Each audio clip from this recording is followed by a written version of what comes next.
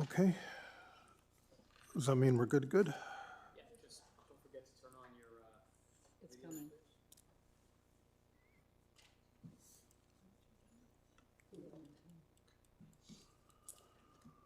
Okay, good afternoon. I'd like to, in accordance with sections 45 and 53 of the Planning Act 1990, as amendment, I would like to call this meeting of the Committee of Adjustment of the City of Toronto to order. My name is Stan Kumorik. I'll be your chair this afternoon. I'd like to also introduce my fellow panel members. Thank you for the long wait, those of you who have come some time ago. On my far left, Natalia Popovic. On my left, Laura Alderson. On my right, Dominic Gully. And on my far right, Donald Taylor. I'd also like to introduce Barbara Bertozik, our manager for the Etobicoke York Committee of Adjustment, at the far end of this podium. So the Committee of Adjustment considers applications for variances from the provisions of the zoning that apply to property, the permissions to extend or alter lawful nonconforming uses, and consents to sever property to create new lots. I'd like to do a land acknowledgement. Acknowledge the land we are meeting on is the traditional territory of many nations, including the Mississauga, Credit, the Anishinaabe, and Wendat peoples, and is now home to many diverse nations, Inuit, Métis peoples. We also acknowledge that Toronto is covered by Treaty 13 with the Mississauga of the Credit. Our proceedings this afternoon, Committee of Adjustment public hearing. Some applicants and participants will make their submissions in person, while others will participate virtually through online digital platform. The meetings are also streamed on Toronto City YouTube channel, and anyone wishing to view the hearing may do so on YouTube. Those who want to participate with their device and have the option to participate via video or audio only, all virtual participants will automatically be muted on entry. When your item is called, you will be unmuted by the moderator, one at a time.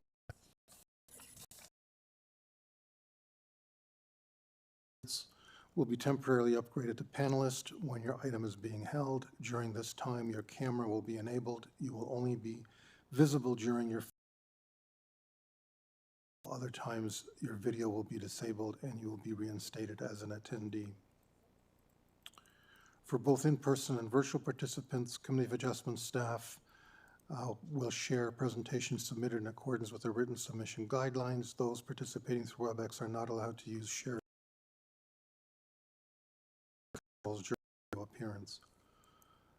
People attending in person today who want to receive a copy of the decision of the committee on an application must fill out a decision request card, and those participating virtually need to submit a written request for a decision by email. Please ensure you include your name, address, and appeal body will be sending notifications and appeal updates by email.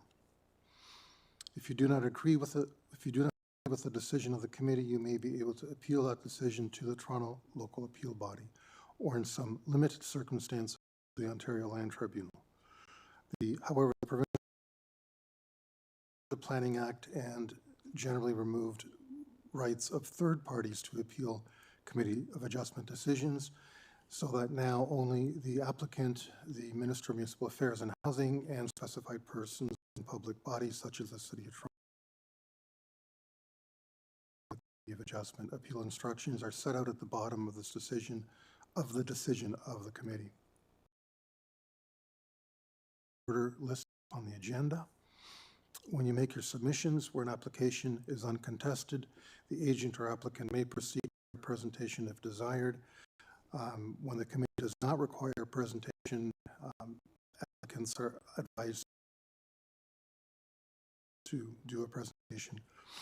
The committee may ask questions and or take the matter into committee. Including the applicant, agent will be given a maximum of 5 minutes to address the committee.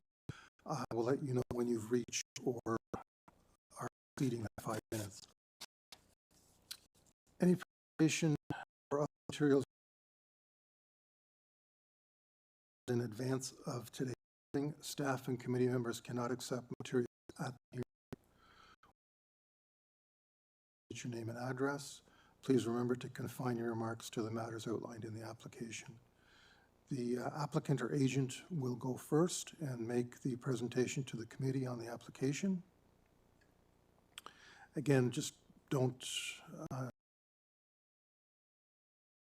in revisions, particularly if those revisions are quite extensive, as the committee will then, or may then decide to defer the application so that it's revised, and to ensure that the revised application is accurate and that all those entitled to notice of the application are informed of the change. Finally, individuals either in support or opposition of the application will be invited to speak. Generally, we ask people in the hearing room to go first, and then those participating online. Committee members may ask questions of each speaker after they have finished their presentations. When all speakers are finished, the applicant to rebut any of the previous speakers. This will mark the end of the discussion, and the application will then be taken into committee for a decision. Okay, before we proceed, I just want to ask if any committee members or any staff have any interest to declare on any of the items on the afternoon agenda. Nope, seeing none. I don't think, Madam Secretary Treasurer, do we have any deferrals this afternoon? No, okay. So we'll actually go through the agenda, cool. So let's start with the first item for the afternoon, which is item 19. And this 98 North Drive to construct a new detached dwelling with an attached garage. There are 13 variances being requested. Planning has requested 2 conditions in the event of approval. Forestry is also requesting 2 approval. TRCA has provided advisory comments, and we have 5 letters of support on file. Excuse me. And we have an agent, Craig Fordyce, online. Yes, I'm here. Can you hear me? Yeah, good afternoon. Good afternoon. Snowy afternoon. It is indeed. And that's to a large extent why we're running so late today as well. Anyway, just, I don't see any opposition, but just given the number of variances that you're requesting, I think I would like a presentation, although you can make it brief if you wish. All right. Yeah, I think you have my slides. Potentially if you could just bring that up, and I will try to keep it as quick as possible. It is a unique design, so I think we'll just try and keep it brief here. So good afternoon, Chair and members of the committee. My name is Craig Fordyce. I'm the principal planner and architect with Studio Deep. My address is 33 Harbour Square, Unit 2807, Toronto, Ontario. I'm the agent for the owner at 98 North Drive. I don't think that that's our presentation that's up there right now. Yeah, there it is. Okay, so let's skip to the next slide, please.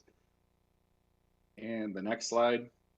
So the subject property is located on the south side of North Drive in Etobicoke, designated neighborhoods and zoned residential detached.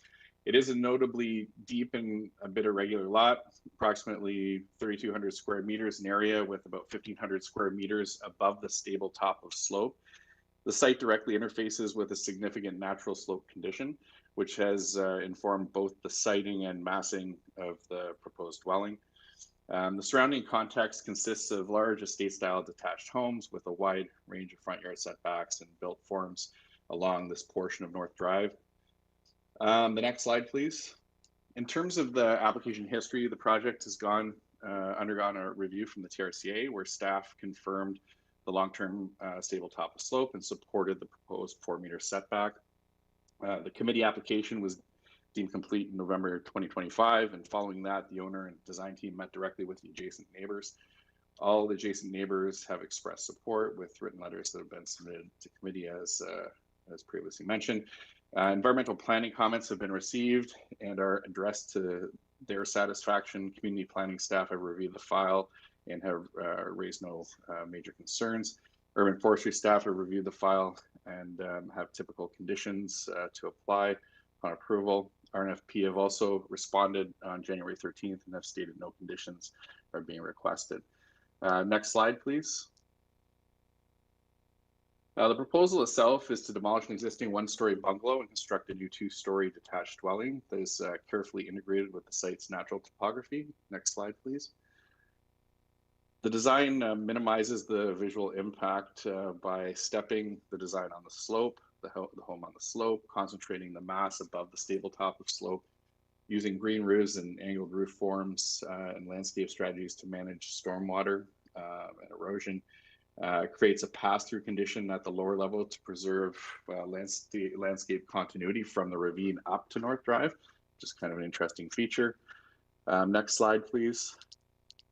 The key metrics on the project are the building height of 9 meters, main wall height of 8.5 meters, lot coverage of 33%, floor space index of about 0.36 times the lot area above the slope.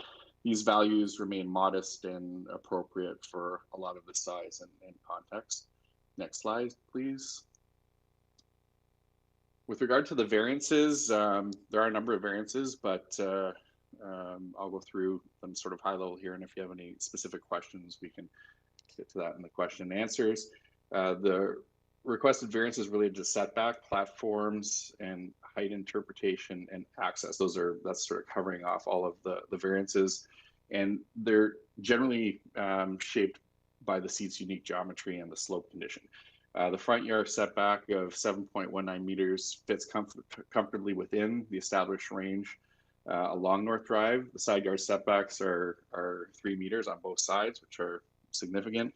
The slope setback of 4 meters is consistent with the TRCA guidance. We go to the next slide, please. So this just is talking about the variance in the setbacks along North Drive. Yeah, the next slide, please. The terrace and platforms and the height-related variances are all generally because of the orientation of the home on a slope site. The driveway width is comparable to the existing condition and responds to the safe access requirements without introducing unnecessary hardscape in the front yard. That's the next slide, I believe. Can I get you to wrap it up, please? Sure. Yeah. In terms of the four tests, we believe that the proposal maintains the intent of the official plan, respects the purpose and intent of the zoning bylaw. The variances are minor and contextual, and the proposal represents an appropriate use of the land. On behalf of the owner, we respectfully request approval. Thank you. Thank you. There are no other speakers on this item. There are none, Mr. Chair. Okay. Any questions from panel members? No? Okay. Just a comment that the design looks interesting, very interesting, so I commend you for that. Well, thank you. We're working in joint venture with an Italian architect and doing some very interesting work with him in Toronto. That and our client as well is a longtime resident of Etobicoke, and she's a large lover of art. And this home will be art and architecture. So thank you for that. I'd actually second that. I generally do not like modern style, but I really like this one.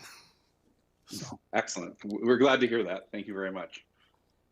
it's very well, it's unique, but it's also quite noteworthy that they're trying to incorporate into the natural features as much as possible, and I think that's evident in the support that they're getting from the neighbors.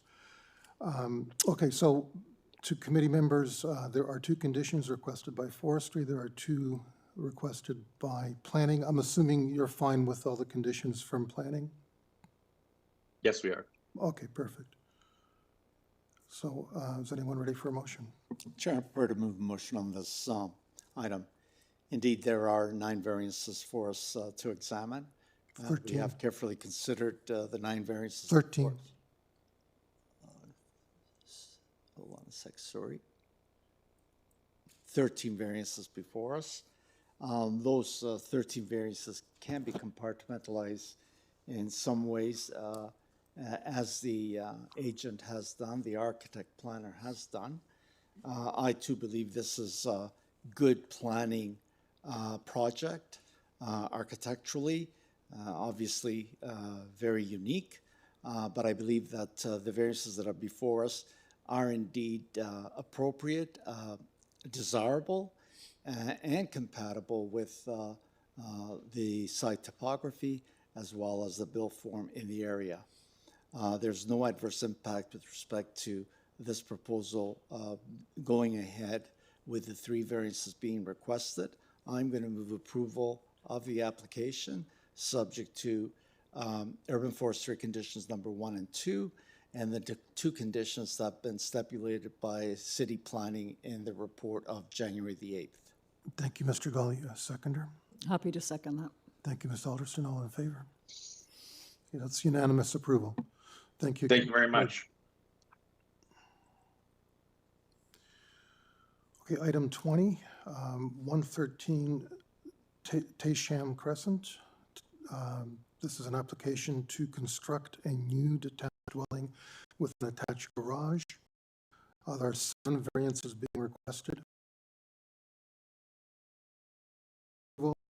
TRCA has advisory comments, and we have 4 letters of support. Agent is online. Nadeem. Thank you, Mr. Chair. My name is Nadeem Irfan, NIA Architects, 10 Midland Business Court, Suite 710, Scarborough, Ontario, and 1B3C6. Okay, I'm going to venture that panel members are okay if we don't do a full presentation on this one. Okay, so if you're okay, if we can just ask you questions. Absolutely. Perfect. So I'm going to start. Variance 2 for the east side setback, is that strictly for the 2 columns? Absolutely. Okay. And you would have no issue if we were to tie you to the site plan with regards to that variance? That should be fine. Thank you. Those were the extent of my questions. Anyone else? No? Okay. There are no other speakers? No, Mr. Chair. Okay, perfect. Is anyone ready for a motion? I'll bring that motion, Mr. Chair. Thank you, Natalia. I move to approve this application, subject, as I believe it is relatively straightforward. I believe it addresses the 4-part test. I see a urban forestry condition number 1, and I see no objection from TRCA, and there's a Metrolinx advisory. I would just like to recommend, if you don't mind, to tie it to the site plan just so that we don't give carte blanche approval to the applicant for the east side setback. Agreed, tied to the site plan. I don't see a date on it, but it's the site plan and the materials. Okay, the staff will figure it out. And I just want to make a comment because I have this in my notes. This Metrolinx advisory is different from the usual one. It's a Finch West one. I don't think I've ever seen one before. Maybe I don't know. Anyway, but I just wanted to. I just ignored it. You just ignored it. It sounded more serious than the usual one. Yeah, so I just want to make sure that the applicant reads through that Metrolinx advisory carefully. That's all. And I'll second that motion. Okay. All in favor? Opposed? You're in favor? You're in favor. Okay, so that's unanimous approval. Thank you. Thank you, Mr. Chair. Thank you, sir. Okay, items 21A, B, and C. This is 29 and 33 CARLSON Court. This is an application to obtain consent to sever the lot into 2 lots and to create various easements and rights of ways. relating to two hotel buildings. Good afternoon. Good afternoon, Mr. Chair, committee members, city staff, and members of the public. My name is Jeff Kenny, Jeff with a J, Kenny. Company is Strategy 4 Development Consultants, and we are located at 2620 Bristol Circle in Oakville, Ontario. I had a chance to review the Digital Application Center this morning, and I did not see any public input. I am prepared to give a presentation if the committee so desires. I don't think we do, but I know we have many questions. No problem. I'm certainly here to answer questions. Perhaps I'll give a brief, very brief 1 minute please. overview, and then you can launch into your questions. So the subject parcel, as you know, contains two existing hotels. The Crown Plaza, constructed in the 70s, and the Hyatt Place, constructed between 2023 and 2025. We did previously go through the site plan approval process, which was granted in 2023. And the current proposal for consent and variances has notably been deemed as substantially in accordance with the approved site plan documents by both planning and engineering. The proposal will also create various easements for shared aspects of the site services on site. Variances required for 33 CARLSON, the retained land Crown Plaza, there are 5. And for 29 CARLSON Court, there are 4. I'm going to just focus on one specifically, being section 200.5.10.1 sub 1, which is parking. As part of the site plan approval and the variance that was approved in 2019 to support that site plan approval, a parking reduction from 768 total parking down to 492 was passed. We are not proposing to vary the total parking supply. We are simply proposing to share the parking supply between the two. I just wanted to make that clear that we're not stacking variances on top of one another. We're simply sharing parking, and that variance is being proposed for both sites as the Planning Act requires. I will skip right to the 4 tests. The intent of the official plan, being in the employment office designation, permits hotels, various service commercial uses, and we're not proposing to deviate from that. The intent of the zoning bylaw, as you know, is to regulate and prevent adverse impact. Nothing about this proposal changes the layout that was proposed and approved through site plan approval.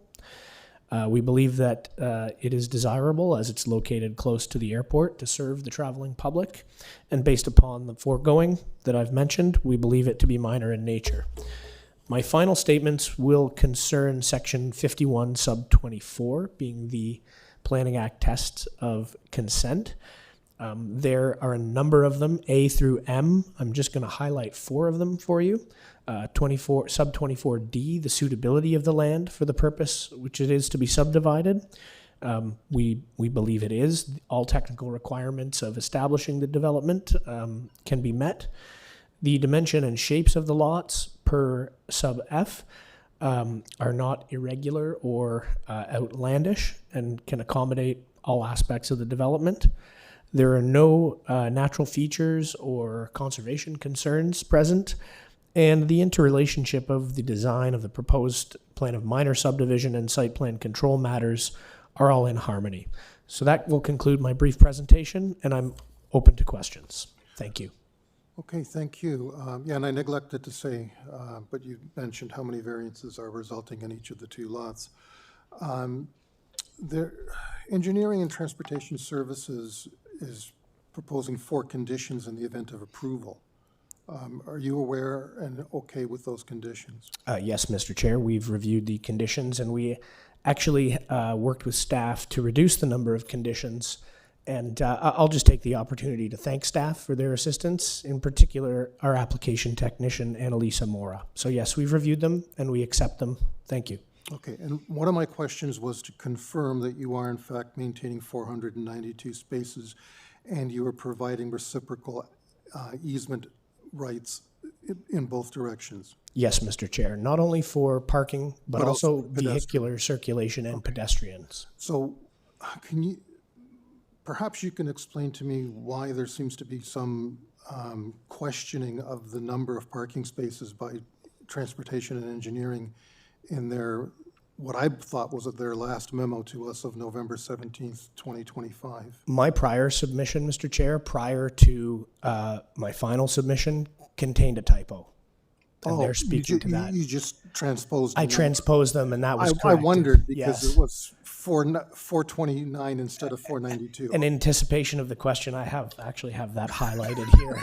But very good. I've been observing throughout the afternoon, and you're quite up on the details, all of you. So thank you for that. Okay, no worries. I just was wondering, okay, someone trying to hide some No, spots no, somewhere. not at all. It's very, very appropriate. Thank you. Any other questions? No? Okay, and there are no other speakers? I don't believe so, Mr. Chair. The other people that were here in relation to this were kind of with the applicant, so. Right, and there's no one in the room to speak to this, okay. All right, thank you, sir. We'll take it Thank to you. the committee. So committee members, we have 4 transportation conditions as well as their usual advisory comments on us for severance. And we have no comments from any other department. Mr. Chair, I'm prepared to make a motion. The proposal, indeed, as presented and as thoroughly discussed in the Strategy 4 report, which I thoroughly read and found it enjoyable, believe it or not. But you're a transportation guy. The proposal is in concert with previous approved site plans and engineering. What we're looking at is, in my view, a simple fact of creating 2 parcels for the transfer of lands, but creation of also a mutual right-of-way and sharing of parking, et cetera. Development engineering did have some conditions in October the 23rd. Those were revised, and the agent did explain that the numbers were corrected, and the revised November 17th conditions of development engineering, we heard that they're prepared to accept. Chair, I'm going to move that the application for consent be granted under standard conditions. I believe that this is the proper forum for this land division to occur. And I also move that the variances the associated variances being requested also be approved. No conditions. No, there are 4 conditions. Sorry, the 4 conditions from development engineering in the report. Thank you. And standard consent. Okay, I'll second that motion, Mr. Chair. thank you, Natalia. Okay, it's unanimous approval. Thank you.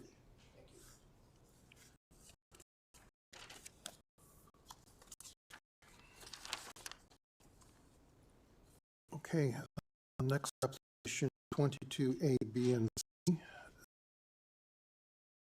139 Hay Avenue. It is also an application to obtain consent to sever the property into 2 undersized residential lots and to construct a fourplex on each of the severed, fourplex with an attached garage on each of the severed lots. This will result in 7 variances on each of the 2 newly created lots. We have 2 letters of objection on file. Forestry is requesting conditions 1, 2, and 3 in the event of approval. And I don't think we have anything else. And the applicant or the agent is Franco Romano. So, sir, correct. Franco Romano is online. We also have someone in person, area resident, who wishes to speak. And people online as well. And people online, plus there is a 5th speaker online that Okay. is not on your list as well. Okay, thank you. Let's start with Mr. Romano. Good afternoon, Mr. Chairman, members of the panel. Franco Romano, Action Planning, 321 Lakeshore.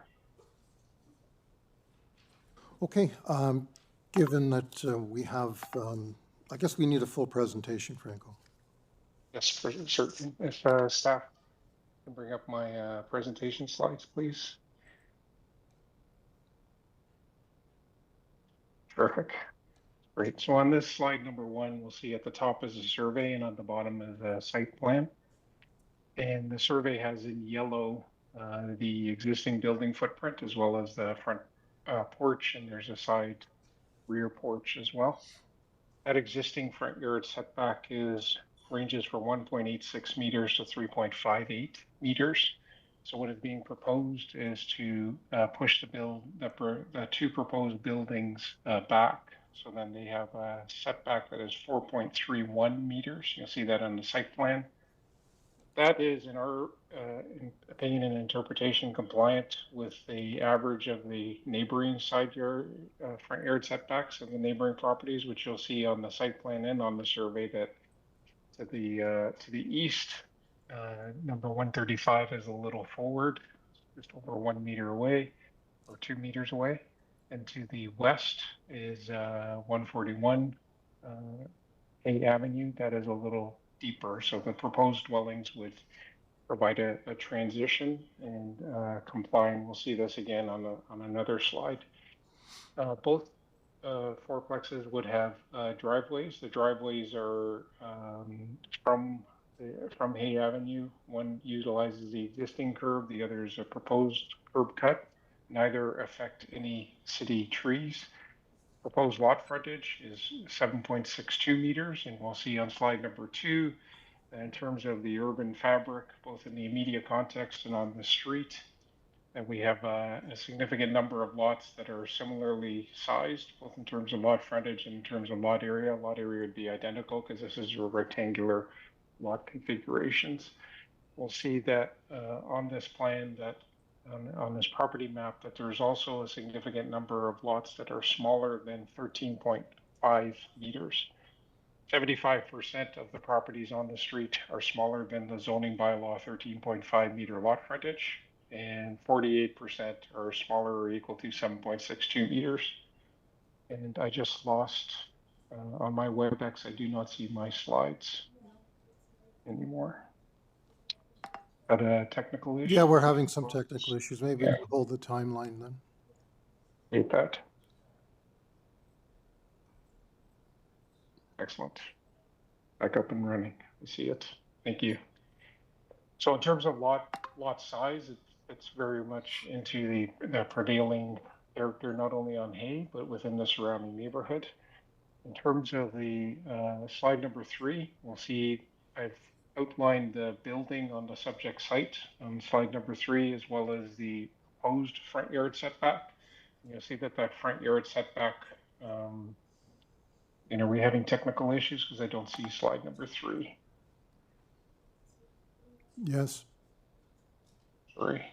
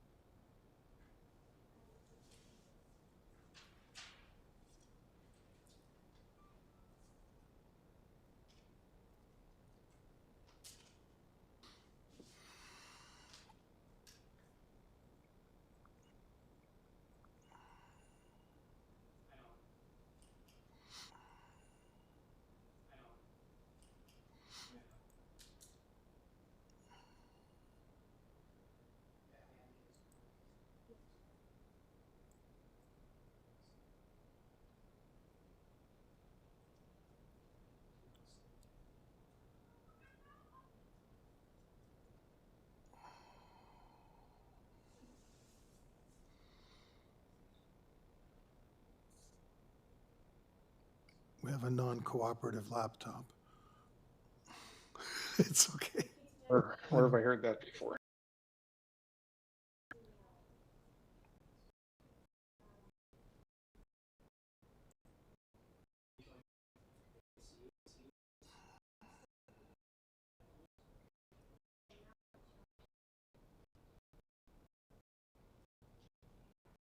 One that It shows in a black line east to west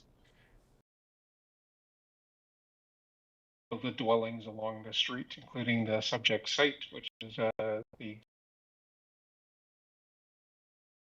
on the street.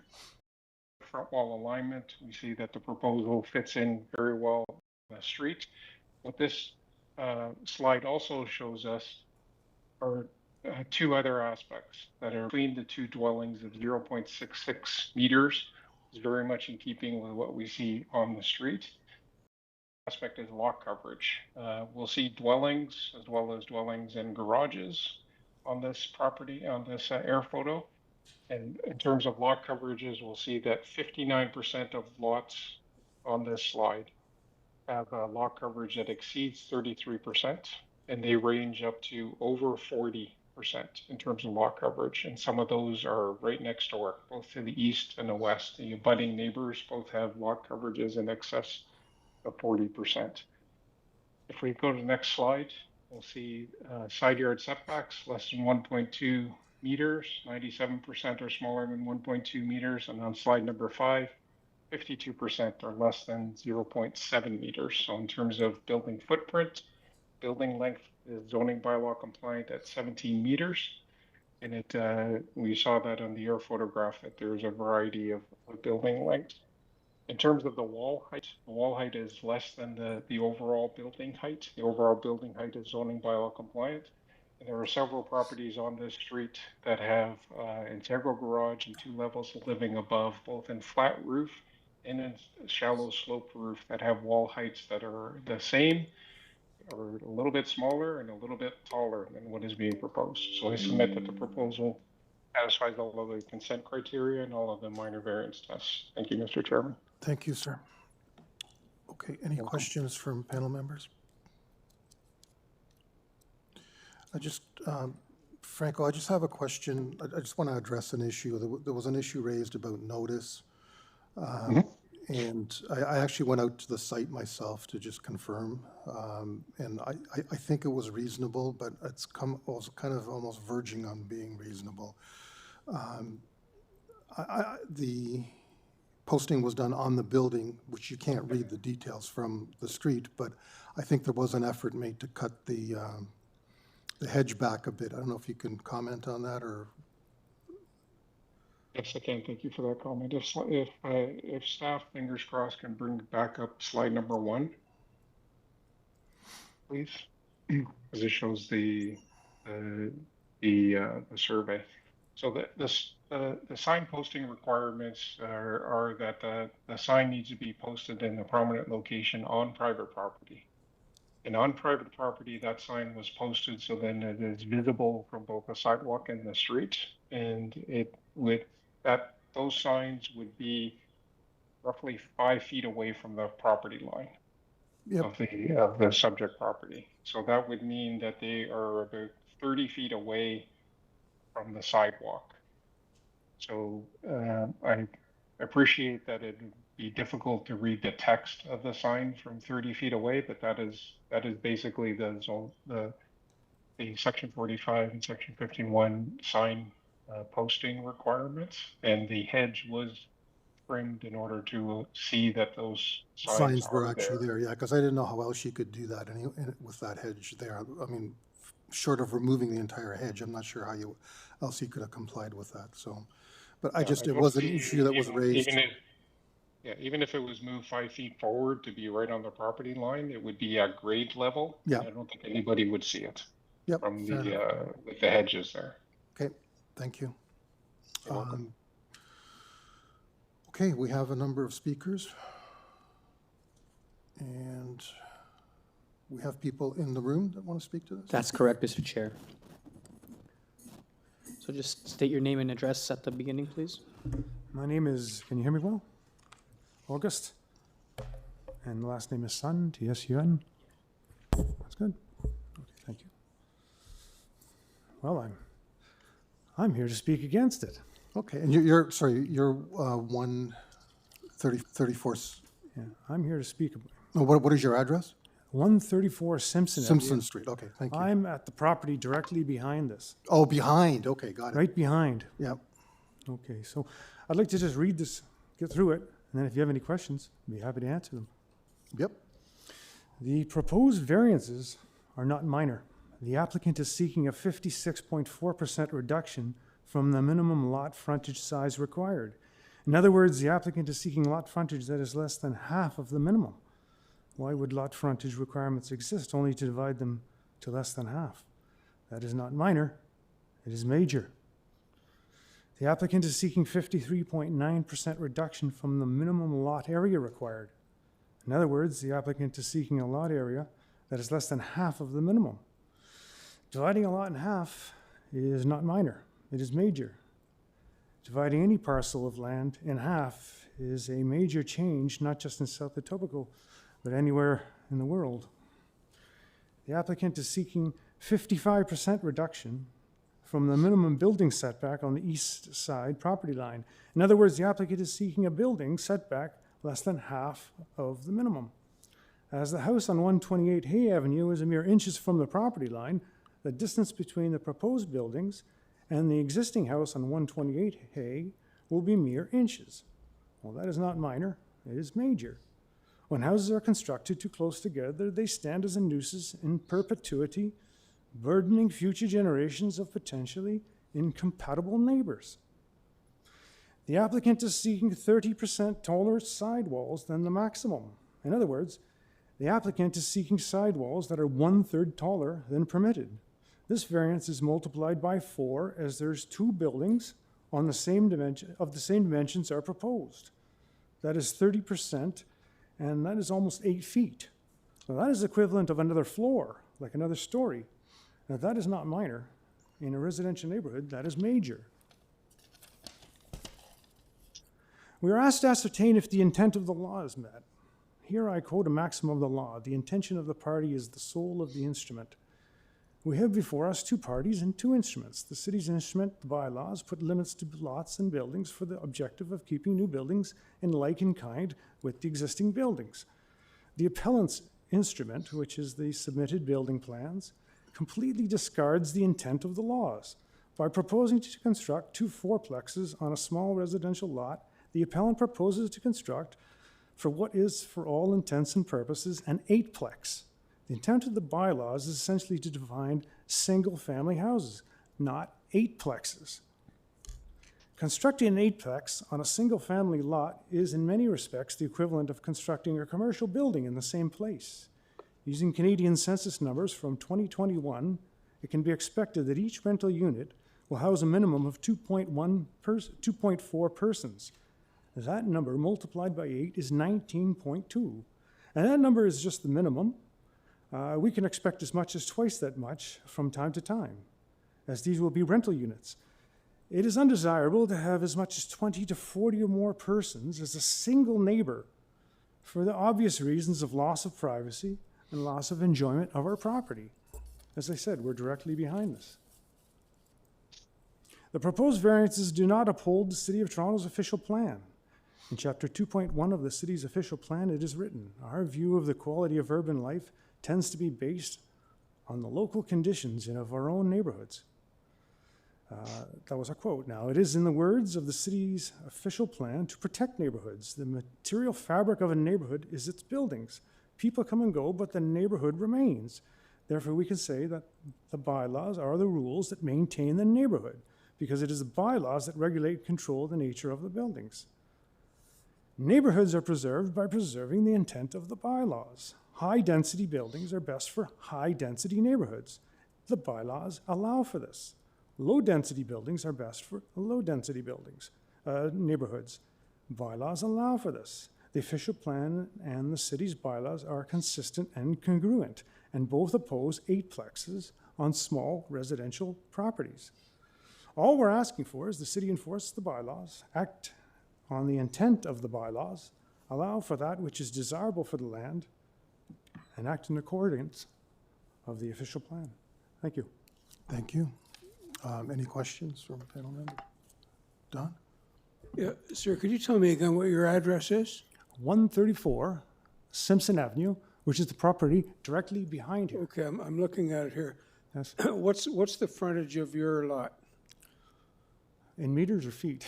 I don't know. That I can't answer. Well, it's less than the bylaw requires. Yes, but I'll give some context to that as well. My property is maybe the oldest, I think it is the actual oldest property still standing in all of Etobicoke. So it's not fair to say and compare it. It was once a farm and its history has long since parceled out and divided. Essentially what we object here is this. Look, we understand development has to take place. We don't object to development. But what they want to do is they want to raise the land, raise the house, and construct an eightplex. An apartment building of eightplexes is just divided in two. It's just a lot of neighbors, it's a lot of loss of property, and it's a great inconvenience for us. Now, it takes a long time to grow a tree and to grow many trees. And I don't know if I have another 40, 50, 60 years for a tree to develop big enough that will shield that size of a building. As I said, it's an extra story that they're asking for by these numbers. That's their numbers that they provided. Okay, thanks. You answered my question. Thank you. Any other questions? No, thank you. Okay. Have another area resident in the chamber? So in the chambers, no, but we have 3 residents on WebEx. Okay, So for example, the first person I can call up is Ali Higgins, which I will unmute now. Good afternoon, committee members. good afternoon. I guess I'll just Yeah, sorry, we just need a to number of confirm. my points that I was Just going want to bring up. confirm your address. You're at Oh, yeah, sure. 135 Hay Avenue? Yeah. My name is Ali Higgins, and I am the owner of 135 Hay Avenue. Thank you, go ahead. I've lived in the neighborhood for more than 10 years now. My property is adjacent to 139 Hay Avenue. I have a number of objections and serious concerns related to the proposed build. I would like to address the minor variances the builder has applied for, the impacts of the proposed build to the neighborhood, and the desirability of the build. I do not believe these variances are minor, going from the required lot area of 510 meters squared to the lot area of 274 meters squared is splitting a lot in half and is not considered minor. I consider it to be a major variance. Building a structure with the size and mass of this building on a lot that is half the required lot size is not minor. Asking to build a 9.82 meter side exterior wall is too much. I do not think building 2.32 meters over the maximum permitted height of 7.5 meters is a minor variance. This is a major change. The building's height will tower over my single-story home. This will cause a loss of natural light both inside my home and in my green spaces. My only west-facing window, which allows natural light into my home, will be blocked by a brick wall. This natural light is nourishing to our well-being, a natural source of light which brightens our home and allows for the growth of our indoor plants. Also, from our west-facing window, I enjoy viewing the neighboring cherry tree. This large cherry tree, asking to be destroyed, is not pictured in the arborist report or viewed in any pictures submitted by the developer. This beautiful tree provides natural source of food for many bird species, beautiful cherry blossoms in the spring, and helps reduce noise levels. I question if building the proposed 2 fourplexes are a desirable development for this site and neighborhood. Although the builder has proposed and stated that 2 fourplexes will blend into Hay Avenue, this build will change the neighborhood's west end of Hay Avenue's character. We chose to buy our home on Hay Avenue in order to live in a low-density, single-family neighborhood. A fourplex is seen as a different building type that alters the established character of the neighborhood. Building 2 fourplexes on undersized lots increase the immediate area's density. The site will no longer be home-owned. There will be a shift in ownership to renters. This is a major change in our neighborhood. The daily coming and going of multiple tenants, congestion of traffic due to lack of parking on the property, and the noise levels in the area will drastically change. These are not gradual changes, but major changes with immediate effects on neighboring lots and surrounding neighbors. Over the past few days, we have collected 32 signatures in opposition to the proposed development. Our signed petition was submitted along with a little map that shows who is opposed. Besides the households who received the public hearing notice, there was little awareness of what was being proposed in our neighborhood. In my letter of opposition, I discussed my concerns with how and where the hearing notice signs were posted in an inaccessible location. This inaccessibility to read the development being proposed on 139 Hay Avenue is a contributing factor to the unawareness we encountered while speaking with the community. Despite these factors, in a very short time span, we were able to collect 32 voices who opposed the build. I'm not opposed to development and understand the need for providing housing through means of expansion and building new complexes. I do feel this development has too many variances that are not minor and would impact the community by increasing density, reducing privacy, and does not align with the expectations of a gradual change in a neighborhood. I am asking the committee to reject this proposal. Thank you for your time. Thank you. Any questions from panel members? No? Okay. Can we have the next speaker, please? Yes, so the next speaker will be Stefan Klevnot. Let me just get to them here. Okay, so Stefan Klevnot, you are unmuted. I'm going to introduce myself. My name is Andrea Zahn. I'm the spouse of Stefan Klevnot, who is also here. We're both homeowners and residents at 141 Hay Avenue. If it's okay with everybody, I will be doing the speaking. Not a problem. Wonderful. Let me start. I wanted to say I want to be there in person today. The weather gods and the school closures had other plans, but I'll just do my best to do this online today. As I was saying, I'm the homeowner and resident of 141 Hay Avenue, which is directly adjacent to the property at 139 Hay. And me and my family have lived in this neighborhood for almost 9 years now. I'm speaking today in opposition to the application proposing the construction of 2 fourplex residential buildings at 139 Hay Avenue. We are very concerned about the adverse impacts this development may have on both our neighborhood our neighborhood overall and us specifically. So what could this mean for the neighborhood? This proposal introduces a level of density, massing, and intensity that is not appropriate for this low-density residential neighborhood, and it does not represent gradual or compatible change on this west side of Hay Avenue.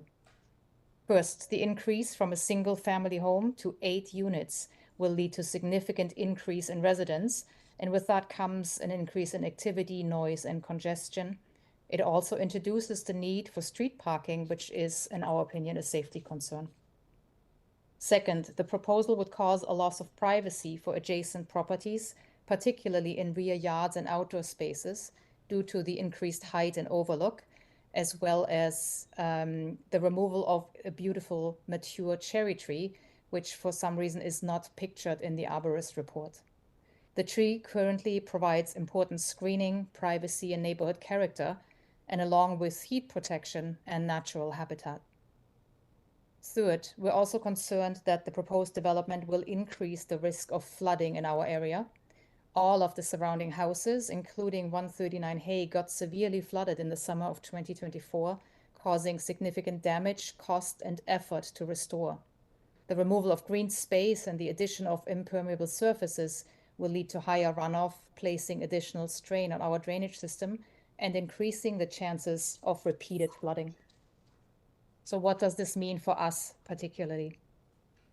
In addition to the before-mentioned impacts that will affect the neighborhood, we are very concerned about the drastically reduced privacy in our backyard, which has a pool that we use regularly during the warmer months. Today, there is almost no sightline from 139 Hay to our backyard and pool. In the future, due to the removal of a mature tree as well as the increase in number of dwellings, their height, and many additional windows, there will be an unobstructed view directly into our backyard and pool. If the staff is able to pull up maybe the pictures at the end of the letter of objection that we have submitted, pictures 1 and 2 particularly. This represents a significant intrusion into our privacy, which is especially concerning as our preteen daughter and her girlfriends are regularly enjoying the pool. For reference, please see pictures 1 and 2 submitted in our letter of objection, which show the current setup, as well as picture 3, which is our own simulation of the new development's back wall facing our backyard. This would severely impact the enjoyment of our outdoor spaces and the pool, and we would never have bought a house with this configuration. One of the 4 tests under the Planning Act is that the variances are minor. An increase in building height from 7.5 to 9.8 meters is not minor. A decrease in lot size to 54% of the minimum under the bylaw is not minor. An increase from 1 single-family dwelling to 8 units is not minor. Having said that, the assessment whether a variance is minor or not is not only a question of math and numbers, it is a question of impact. As we demonstrated above, the impacts on our enjoyment of the property as well as the neighborhood character are significant and not minor. There's no precedence for a multiplex on the west side of Hay Avenue, and especially not 2 fourplexes in undersized lots. In closing, I would like to state that we are not trying to be unreasonable or selfish. We understand the need for development and support our city's goal to increase housing supply. What we are looking for is a more gradual change in line with the neighborhood character and a better balance between the interests of existing and future residents. We therefore respectfully request that the committee refuse this application. Thank you for your time and consideration. Thank you. Any questions? No, I just want to remind deputants that a fourplex is not something that's up for discussion as to whether it's permitted or not. Fourplexes are permitted now in all residential zones. What we're really dealing with here is whether it's appropriate to divide this property into 2 properties, and whether they wind up being single family or fourplex, we no longer have any control over. Anyway, there is another speaker. That's correct, Mr. Chairman. The next speaker is Lisa Marino. And Lisa, Hello? you are now unmuted. Hi, my name is Lisa Marino, and I own the home at 124 Hay Avenue. I'm not going to try to repeat. You already know that we all feel that the variances are major. Some of my concerns, because I have a small daughter, came around the safety and traffic of our neighborhood. We are all, as you know, bounded by the Gardner and the GO train, and the exits to get out of this area experience a lot of traffic and congestion. It results in a lot of people already using Hay Avenue as a through street. Where the proposed site is located is a safety concern for me because it's located right at the 3-way intersection, I guess you could call it, between Hay Avenue and Garrosh.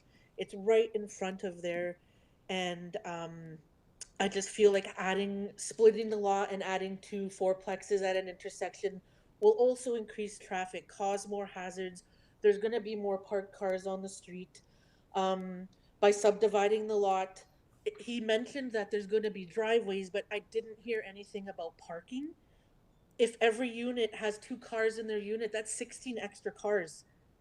If every unit has 1 extra person visit them at the weekend, that's 16 extra cars on top of that. I think that's a lot to think about. Cars already speed on our street, which is why speed bumps were put in not very long ago. This, as I mentioned, will introduce additional traffic. We have a walkway in front of our home that I've already witnessed cars using as a through street to Simpson. It's a walkway with curbs on both sides, and people are using that as a throughway to Simpson because they don't want to deal with having to deal with whatever traffic they feel that they're experiencing. I do think balance of a neighborhood is important, and if you're familiar with the neighborhood, Hay Avenue already it's a unique neighborhood because there are a lot of mixed density, and we already have a lot of sixplexes on our street at 93, 95, 86, 51, 50, 48, 46, 20, 20 Hay Avenue.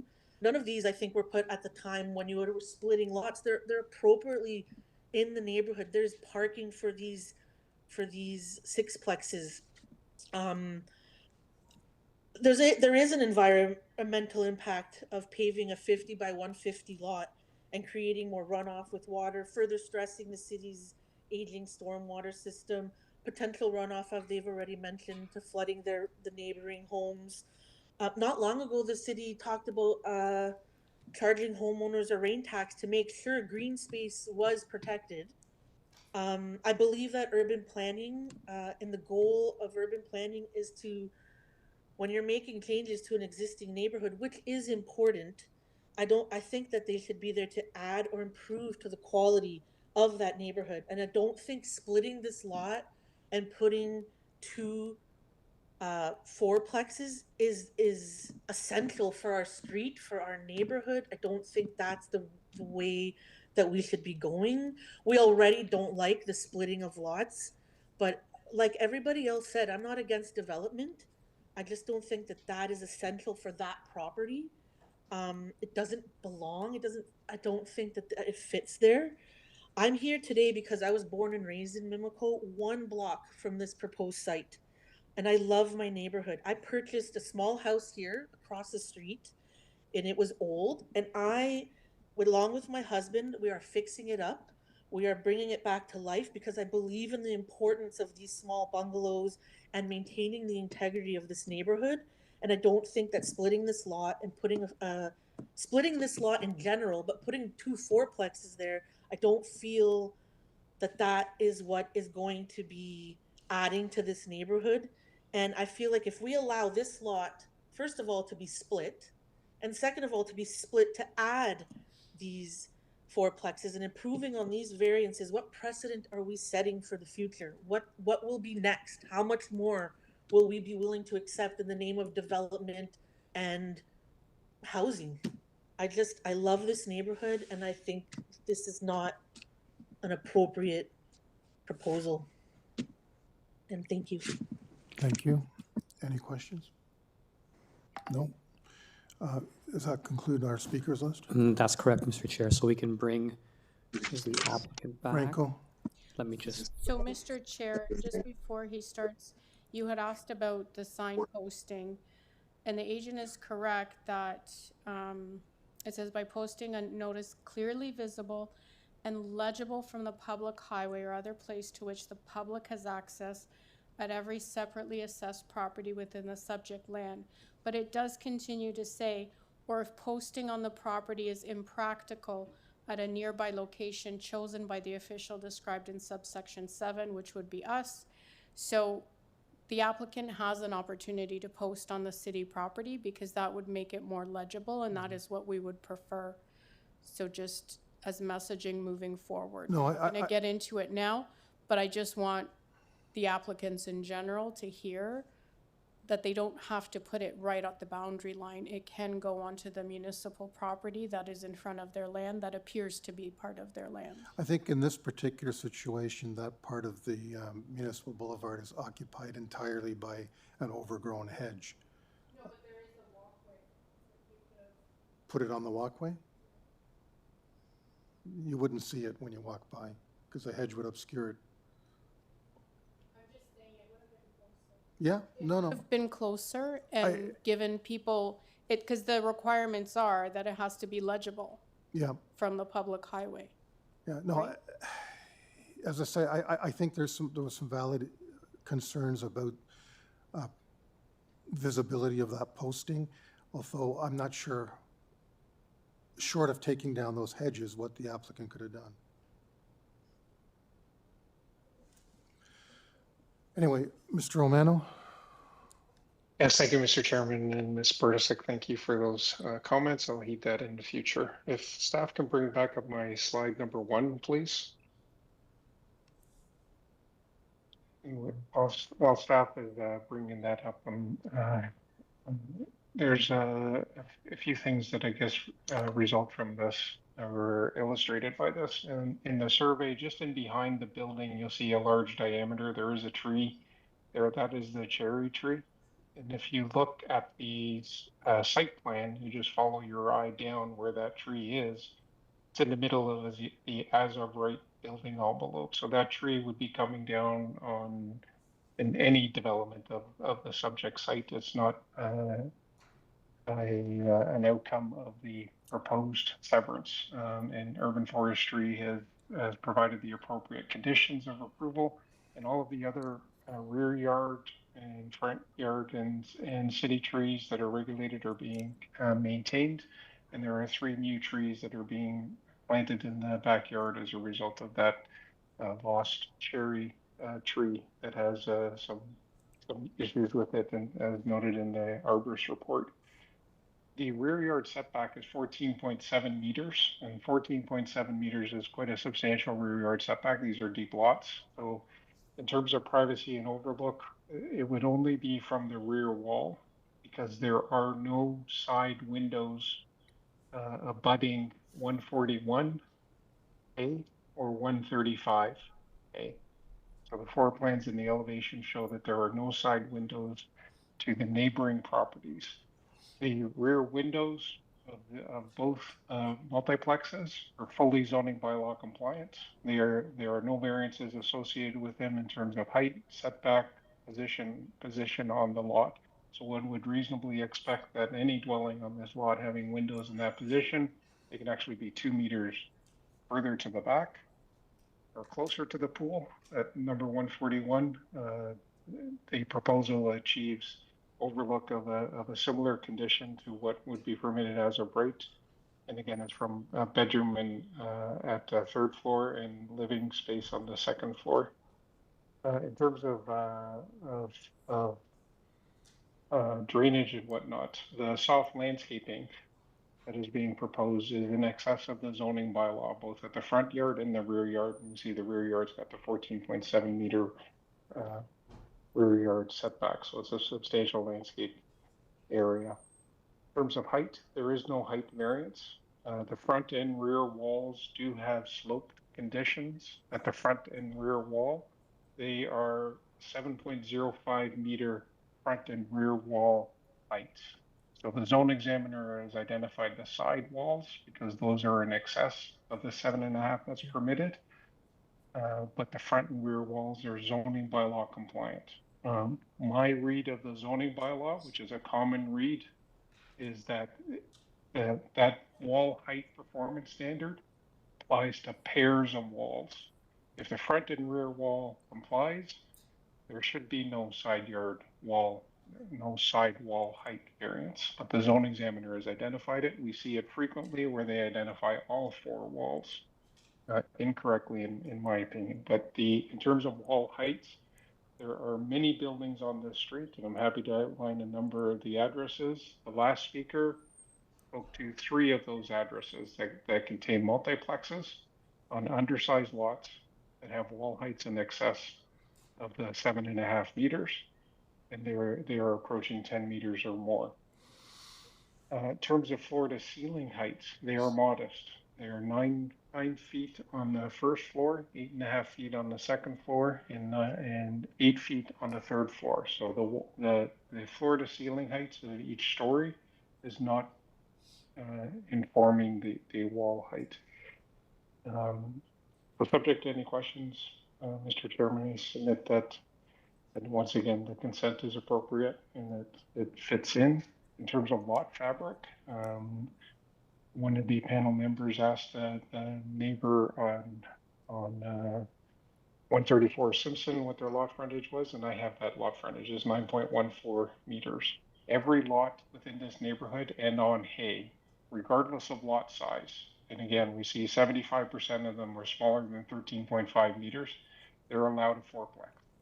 So what is being proposed here is permitted on every lot within this neighborhood, the substantial number of which are comparable to what is being proposed in terms of lot frontage and lot area, and are smaller than the zoning bylaw minimum requirement.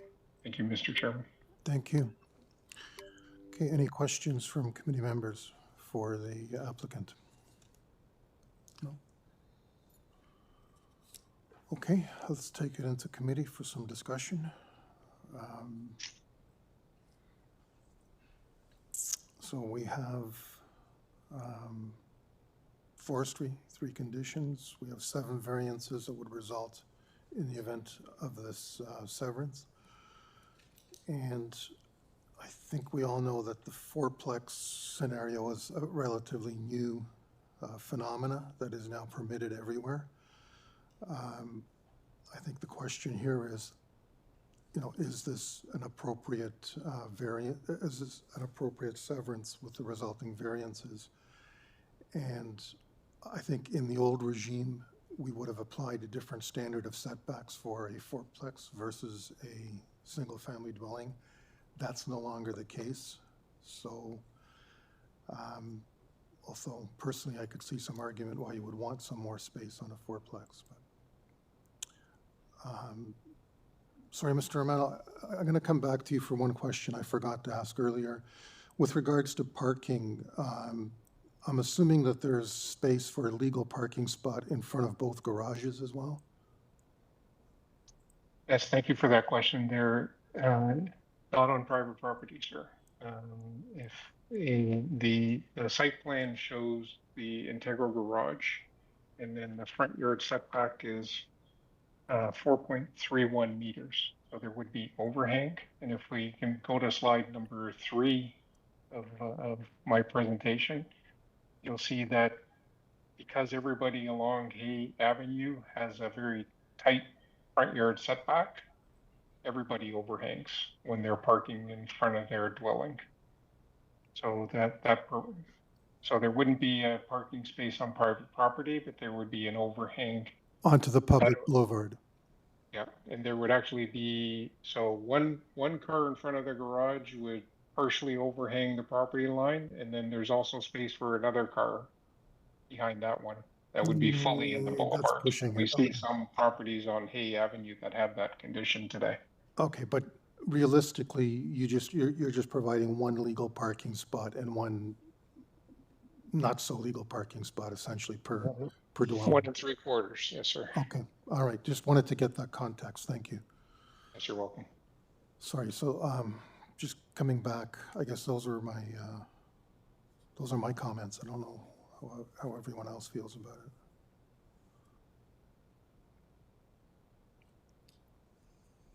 So, Chair, just a comment from my side.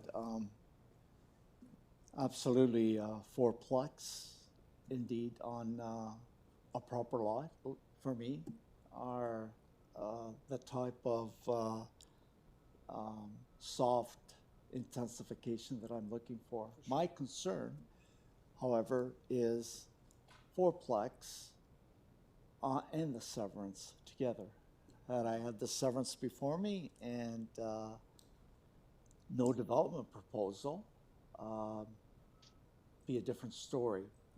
My task right now and difficulty in coming up with a wise and educated position on this is that fourplex on the proposed undersized lot is what's really giving me some problems. May not be with the other members, but I think the compounding of the severance with a fourplex in each of the new lots to me is not palatable when I consider what's before us and what we're asked to measure the application up against the 4 tests. Thank you, Mr. Gully. Well said. Can I just speak? Yeah, please. Just listening to Mr. Gully, I think my feeling about this is almost half the lots on Hay Avenue in the vicinity of this one have this much frontage and area or less. So theoretically, there could be fourplexes on almost half the lots in this context. I hear your issue, but I'm just thinking about the potential in this street as it exists without consents. Could accommodate a lot of fourplexes right next door to one another. If you take a look at Mr. Romano's map, there are all kinds of contiguous 7.62 meter lots and less on this street. So I guess I don't, I hear your concern, I understand your concern, but I'm not sure I accept the implication that this might not be appropriate. I think it is. I think we've all talked about fourplexes are permitted anywhere in all neighborhoods in Toronto.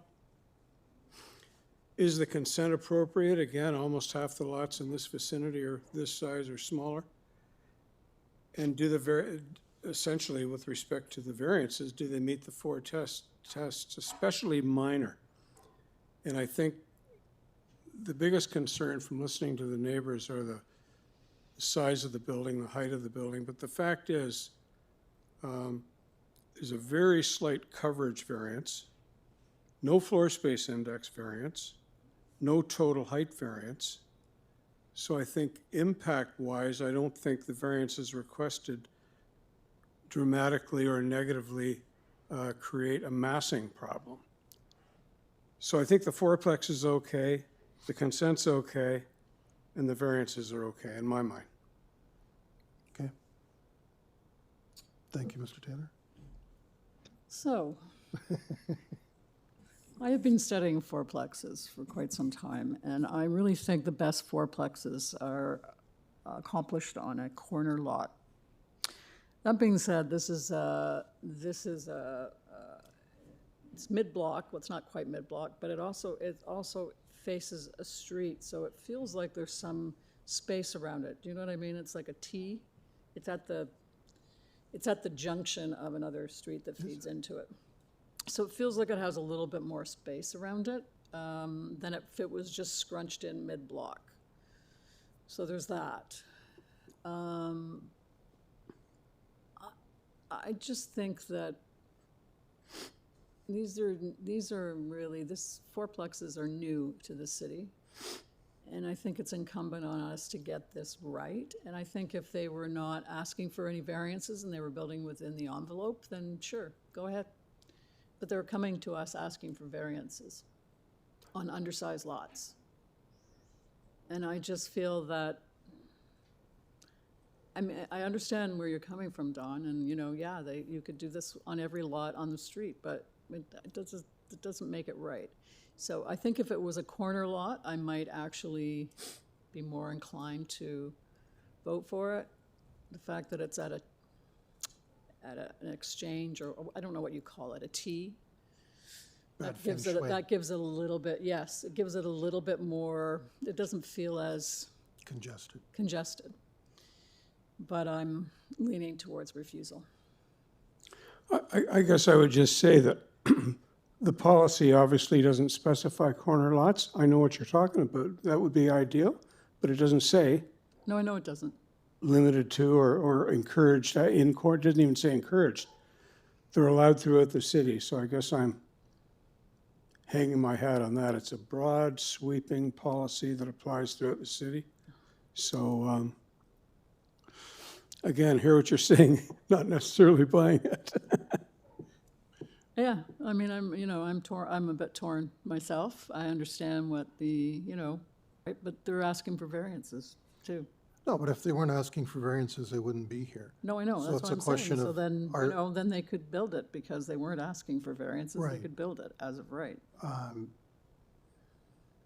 mean, one of the variances that I have an issue with here is the interior side yard setbacks. And that's been a pet peeve of mine on all these on these severances. No, that's your thing. That's my thing, because I think there's a much simpler solution to what's being proposed. I mean, if you're going for a severance, why don't you go for a three-part severance and make that space between the two created lots a right-of-way, and then no one can build a fence in the middle and frustrate the access to either side of the house. This one is better than some that I've seen, which are only asking for 0.3 of a meter, which I think is absolutely ludicrous. I mean, here we're asking for 0.66, which is, in my view, almost reasonable, but because it's a fourplex, it makes me wonder how reasonable. So I don't know if anyone follows that logic, but that's what's scrambling around in my head. Follow your strange logic. Yeah. Anyway. Natalia, do you have anything to say? I'm a little bit torn in a number of ways, or a couple of ways. On the one hand, I don't particularly have an objection to the severance. No. But on the other hand, as we rightly say, and has been said today and has been said before, if it was built within the right, as of right footprint, we wouldn't be here, except for the severance. But the variances that are being sought, to my mind, in some cases, don't meet the notion of being minor. That's my opinion. So I'm kind of torn between severance, yes, probably okay. Minor variances, probably not okay on that. So I don't know what we do with that, if we can break it up or not, but I see both sides.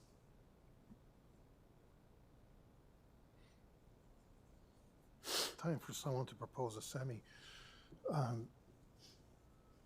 Barb, we're either going to approve or reject the whole thing. We're not going to approve we're not in a position to approve the severance and deny the variances, correct? Well, because they need variances for frontage and area regardless. Of course, okay.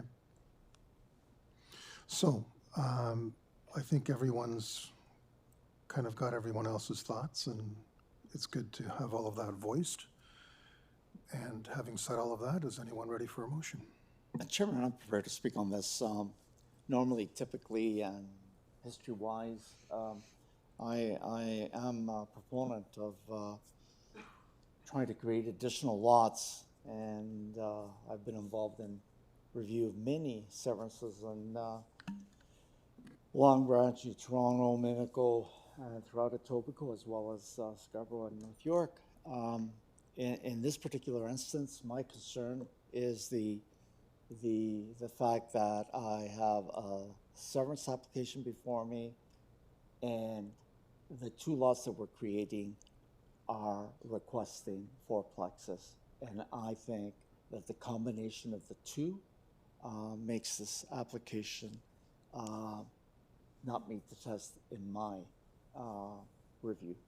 I'm going to move that the application be refused. Okay, thank you, Dominic. So we have a motion on the floor for refusal. I'm going to second that motion. Although I do have mixed feelings about it, I am going to second that motion, just because had it been a corner lot, on the other hand, I would have probably gone for it. Well, okay, fair enough. All in favor of the refusal? Sorry, what was the question? We're voting on refusal. There's a motion to refuse the application. Okay, go ahead. Okay, opposed? Okay, the application is refused on a split vote.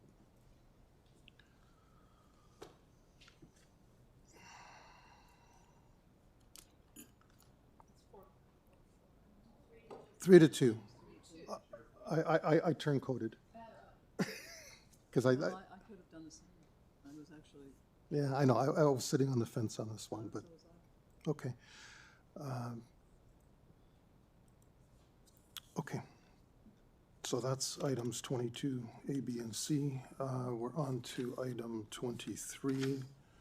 For this item, Mr. Chair, the agent is in person, Yes, I see him. but we also have an additional speaker that is Okay. not on your list who is also in person. Okay, and do we know if that speaker is in support or opposition? I didn't ask, but I can. Okay, thank you. Okay, so we're now into the items that were previously deferred. So item 23, 42 Lovell Boulevard. This is an application to maintain the front yard parking space. There are 5 variances being requested. Forestry is recommending refusal, or in the alternative, forestry condition 1. Transportation has noted that if this is approved, a front yard parking permit is required. And Mr. Palumbo is the agent. Good day. Good afternoon, Mr. Chairman, members of the committee and Committee of Adjustment staff. My name is Andrew Palumbo, V and Hall Planning Limited. I am the planner and agent for 52 LOVILLA Boulevard. My address is 38 Betty Nagle Street in Toronto, Ontario. Firstly, Happy New Year, and very happy to see you all again. I'm sure. I will try to be brief, just given the timing today. Just to provide some quick background context, this is an application to legalize an existing front yard parking pad that has existed on the property for approximately 18 years on the subject site, which came about due to the issuance of a corresponding notice of violation. The owner of the property, who's here with me today, he's actually lived at this residence since 1984, so a 42-year resident of this neighborhood, hasn't had any issues up until recently. It is important to note that as soon as this notice of violation was issued, and following my official retainer for this minor variance application, I immediately engaged in correspondence with the bylaw officer who issued the notice, who's Christopher Pacheco, just to advise that my client intended to submit a minor variance application in an attempt to legalize the existing situation and as a measure to address the notice of violation, whereby Mr. Pacheco acknowledged this endeavor and appreciated being kept in the loop. Just to be clear, the reason I'm bringing that up, there was no indication from Mr. Pacheco that a minor variance application was not an option or not appropriate. In fact, my client was advised directly by Mr. Pacheco to undertake this route in an effort to try and maintain his existing situation. So, and again, if a minor variance application wasn't an option from the start, I wouldn't even be here representing my client today at all. In addition, and as noted in more detail in my justification letter, it is important for context. The owner is an electrician by trade. Throughout the years, he has had to constantly enter and exit the property through the existing west driveway very frequently and on a daily basis. And you'll see it just by the site plan. It's an angled driveway. It's wider at the rear and more narrow at the front where you enter the property. The owner also houses his truck as well as the bulk of his equipment and tools for work purposes in his rear detached garage. And in addition, the owner, it's basically a multi-generational home as he has many of his family members living in the main dwelling with him, children and grandchildren. It's a very large family. So the owner, again, back 18 years ago, constructed this front yard parking pad to ensure family members had sufficient area to park their cars as they got older, and so as to not block the existing west driveway, as I previously mentioned, which basically allows for back-to-back tandem parking spaces in this angled section of the property. Figure 1 in my justification letter provides a more clear visual of the circumstance. It was taken on a much nicer day than today, but that gives a bit of a clearer indication of what exists today and the car parking layout and the scenario. And I could speak to that as described. Further, the owner was unaware of any issues or violations to the bylaw in this respect based on what is generally visible in this neighborhood in terms of deep and wide driveways with the ability to park several cars, as in more than just one or two. Again, this has only recently come up as an issue after having existed on the subject site for approximately 18 years. As the committee may recall, this application was originally deferred, whereby there were issues presented by city planning, urban forestry, and transportation staff, and my client wanted to take the proper time and effort to address these items as best as possible, given this being an existing situation, not just begging for forgiveness for what exists, but also trying to take a general shot at improving what's already there. So I'll start with city planning staff. They requested improvements to be considered with respect to the front yard soft landscaping situation. And on this basis, the owner proposed to transform the existing hardscape on the east side of the property to sod, and it would continue the sod that's already there on this side of the east side of the dwelling, as well as provide a new narrow strip of soft landscaping along the southern limit of the existing interlock path that connects the existing driveway to the front stairs of the main dwelling. These improvements were sufficient for planning staff, and they no longer object to this application as indicated by their email confirming such. City urban forestry staff still maintain their position of refusal, despite I did make attempts to clarify that there is no new construction being proposed in the situation, and despite that this is located in very close proximity to the east limits. There's an existing tree at the east limits of the existing front parking pad. This very tree that urban forestry is concerned about has existed for the 18 years I keep mentioning, and at minimum appears to be in fair condition. It certainly has not died since the original construction of the parking pad 18 years ago. Even further, the owner is still proposing, and it's on the site plan, and is committed to planting a new tree in the front yard as a good gesture just in response to this denial position of urban forestry staff, which again, I understand urban forestry policies are black and white. This is a situation where a city-owned tree clearly falls within the tree protection zone, but again, this is an 18-year circumstance, and it's a situation where it exists, it is what it is. But no new construction is being contemplated around that tree. It's something that's been an existing circumstance. And lastly, and as Mr. Komarek already mentioned, transportation staff have basically made it very clear that front parking pads are not supported, but if approved, a condition of approval would be to require a front yard parking license going forward, as this was obviously completed without a permit 18 years ago, unbeknownst to the owner that a permit was required. The last main point I will mention here, as you will hear from a deputy that's in opposition. Again, in this particular neighborhood, there are several larger lots with larger corresponding driveways and parking areas, both in the immediate and broader contexts. And thus, this forms part of what you would consider the neighborhood character. In addition, and this is a point that kind of just sticks with me, both as a planner and just as I actually live just one subdivision north of this neighborhood. But on these lots with the longer and wider driveways, there is nothing that precludes anyone from parking their cars within the portions of these driveways that are located within the city right-of-way in these areas, whereby cars essentially parked at the end of the driveways closest to the street would have a similar look and feel as the existing front yard parking pad situation at the owner's property in this case. So overall, on that basis, it is my opinion that the proposed minor variance application meets the 4 tests for a minor variance under the Planning Act, represents good planning, and should be Thank you. approved. We're going to get some questions going. That parking pad accommodates 2 vehicles, is that correct? That is correct, Mr. Kamark. What existed there prior to 2007, which would have been 18 years ago, as you've been mentioning?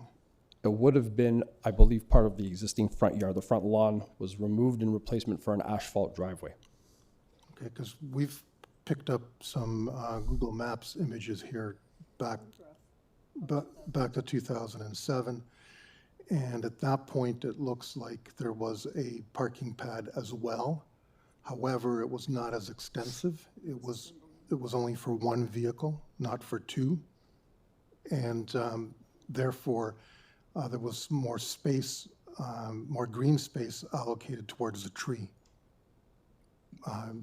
Is the owner aware of that, or? The expansion. How long have you owned the property? Since 84. Since 1984? Yes. Okay, so then you must have created a parking pad for 1 vehicle more than 18 years ago, is that correct? Yes. And then you expanded it to 2?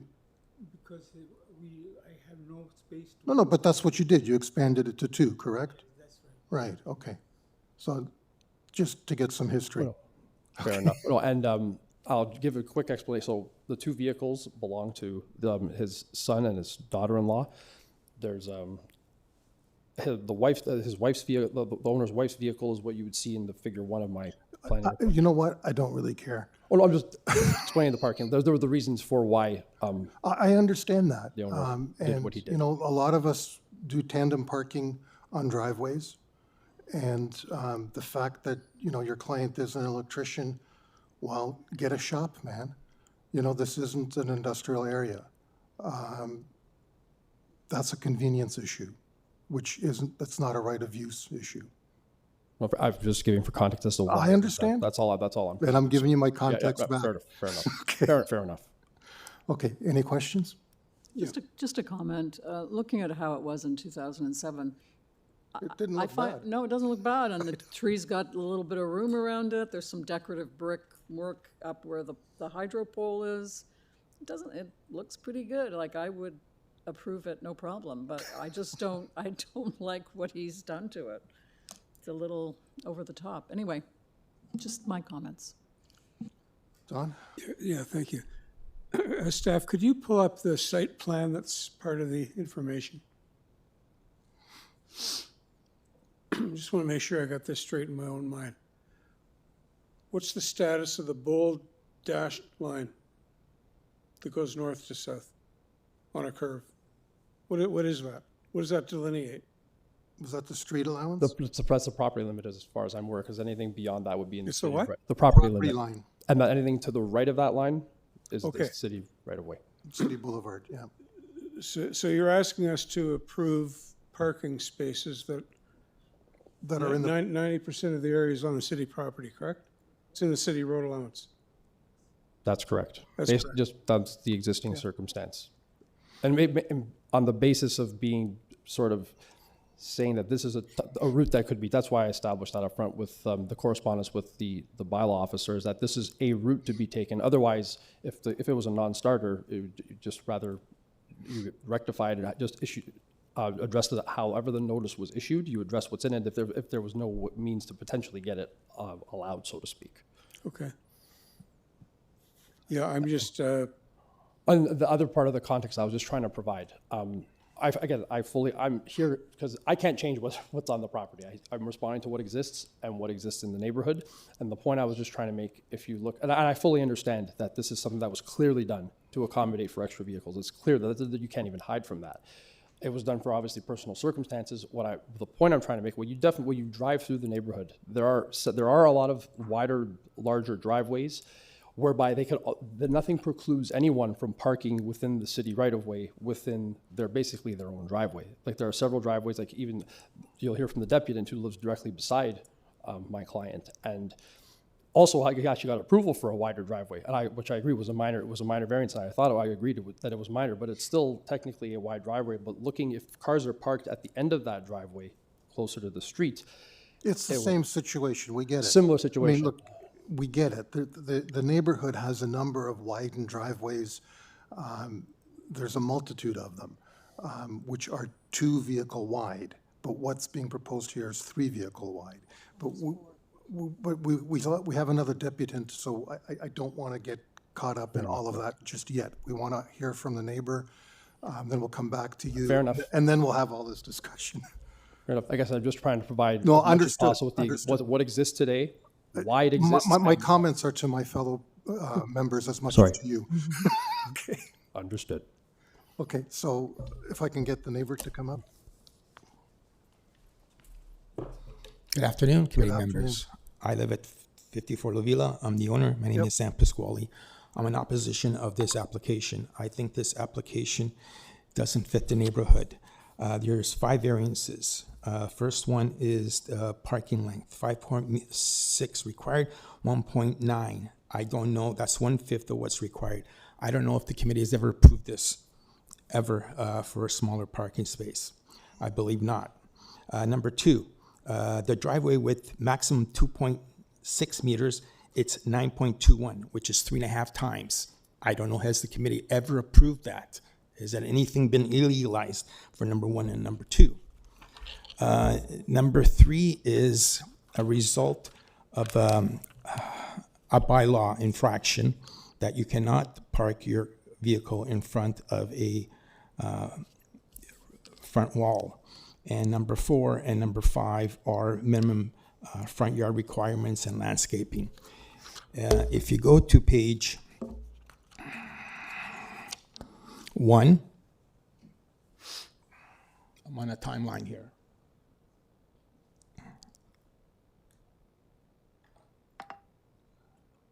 We'll hold your time until we get to the papers. Don't worry about it.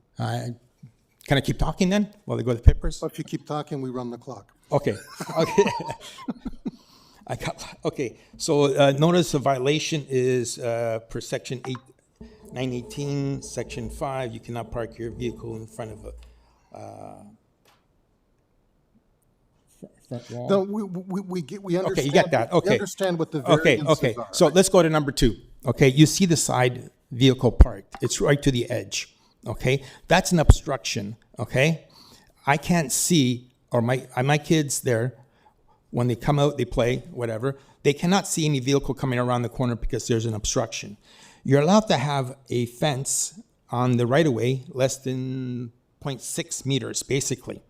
And that's the reason, so you can see. So you can see over it. Yeah, we get it. Okay. So you're reading my mind. That's good. I like that. Page 3, you see nice 3 vehicles in there. So let's approve it so my neighbor can get it, so I can get a car or a truck in front one side and a car and truck on the other side, and let's make the whole street a parking lot, because that's the intent of the violation. Let's get as much cars in front to make it really look good. We're not talking about a violation. We're talking Okay, no, about I'm just, variances. okay. So, been here for 2 hours. I see a lot of nice homes and stuff like that, but I don't see anything about parking, and here we're going to have parking all over the street. We just refused the driveway in the other session. I don't know if you were here for Okay, that. I know. I'm just.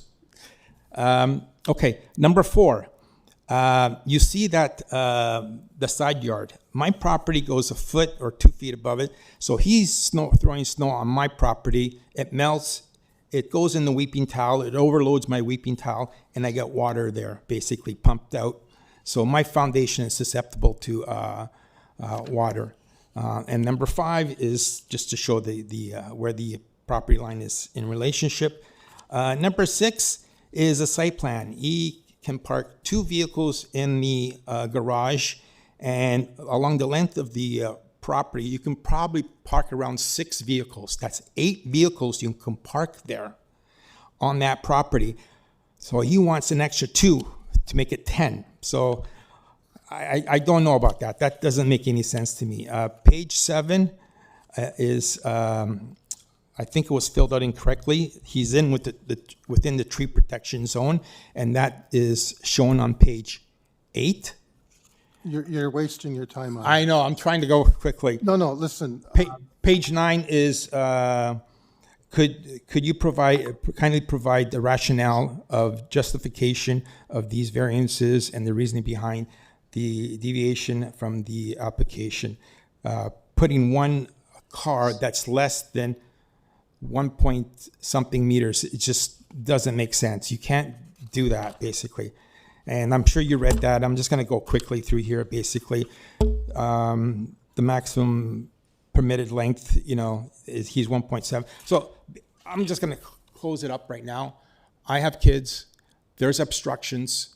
My kid runs out, plays on the grass, goes out, car comes around, gets hit because there's an obstruction there.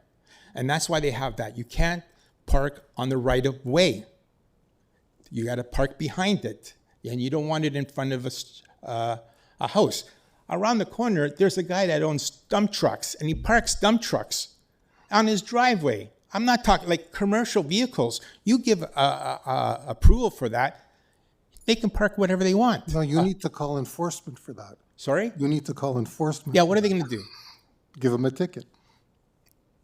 Oh, they make more money with their dump truck with the ticket. What am I going to keep Anyway. calling them? So what do I call the city about that because they're blocking my view? They're on the right of way. Can I call them?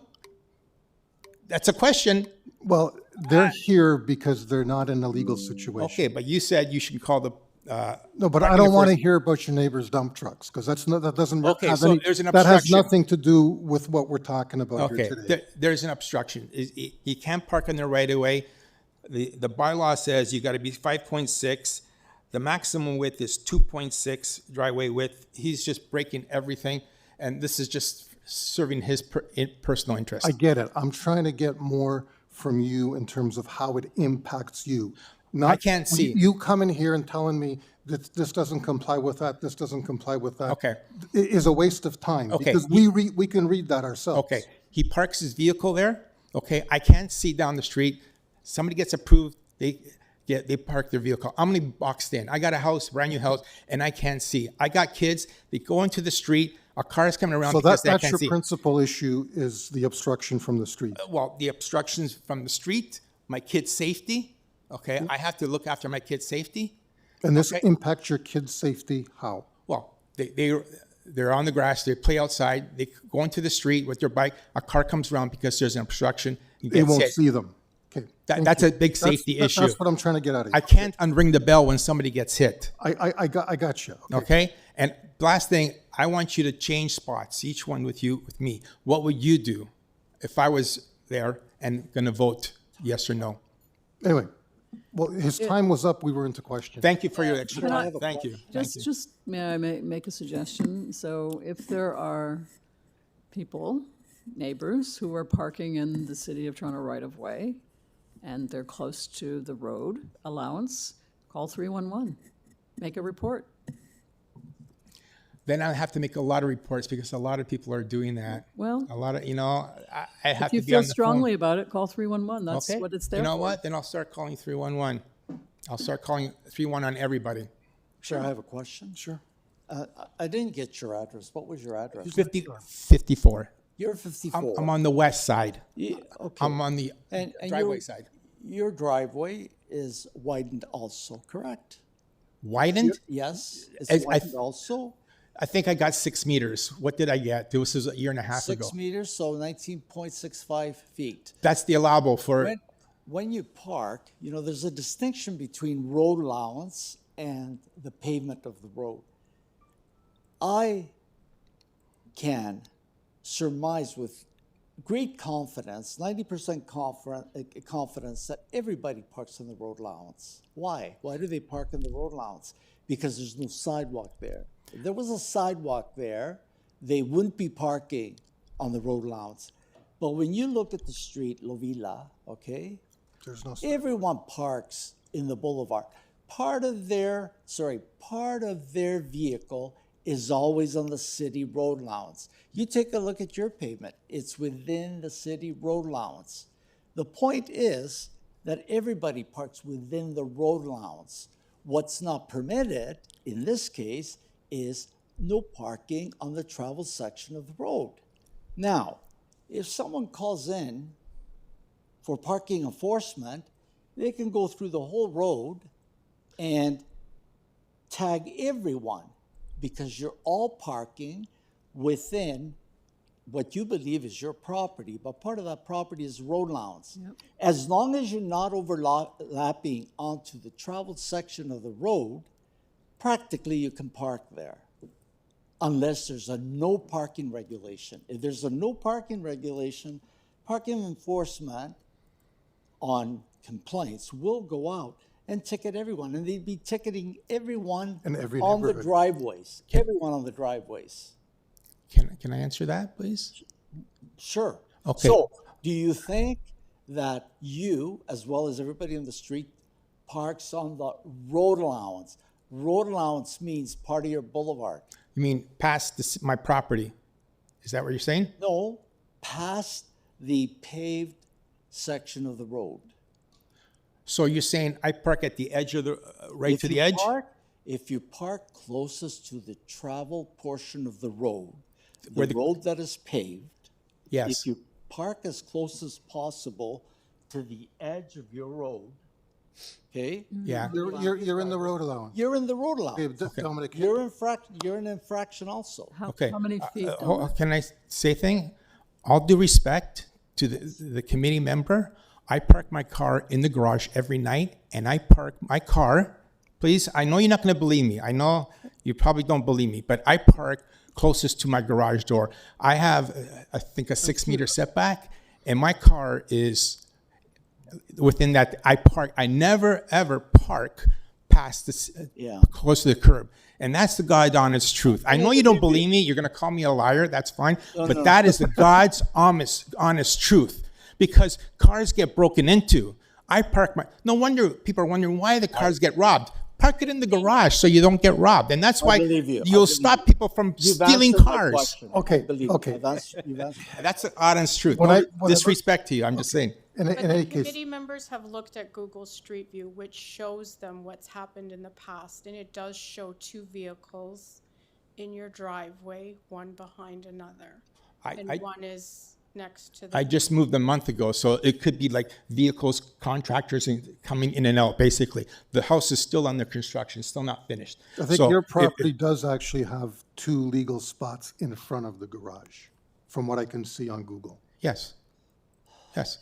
I just moved in a few weeks ago, but contractors coming in and out and stuff like that, they're parked. Sure. Let's come back a year. I'll come back in a year later. You get Google and you'll see if there's any parking. Listen, I understand. Thank you so much. Thank you for waiting. Thank you. To speak to us. Really. No disrespect, okay? Not at all. Okay, I'm assuming there's no other speakers, in which case we'll get, That's correct. We can bring. we'll get Andrew to Colombo. come back.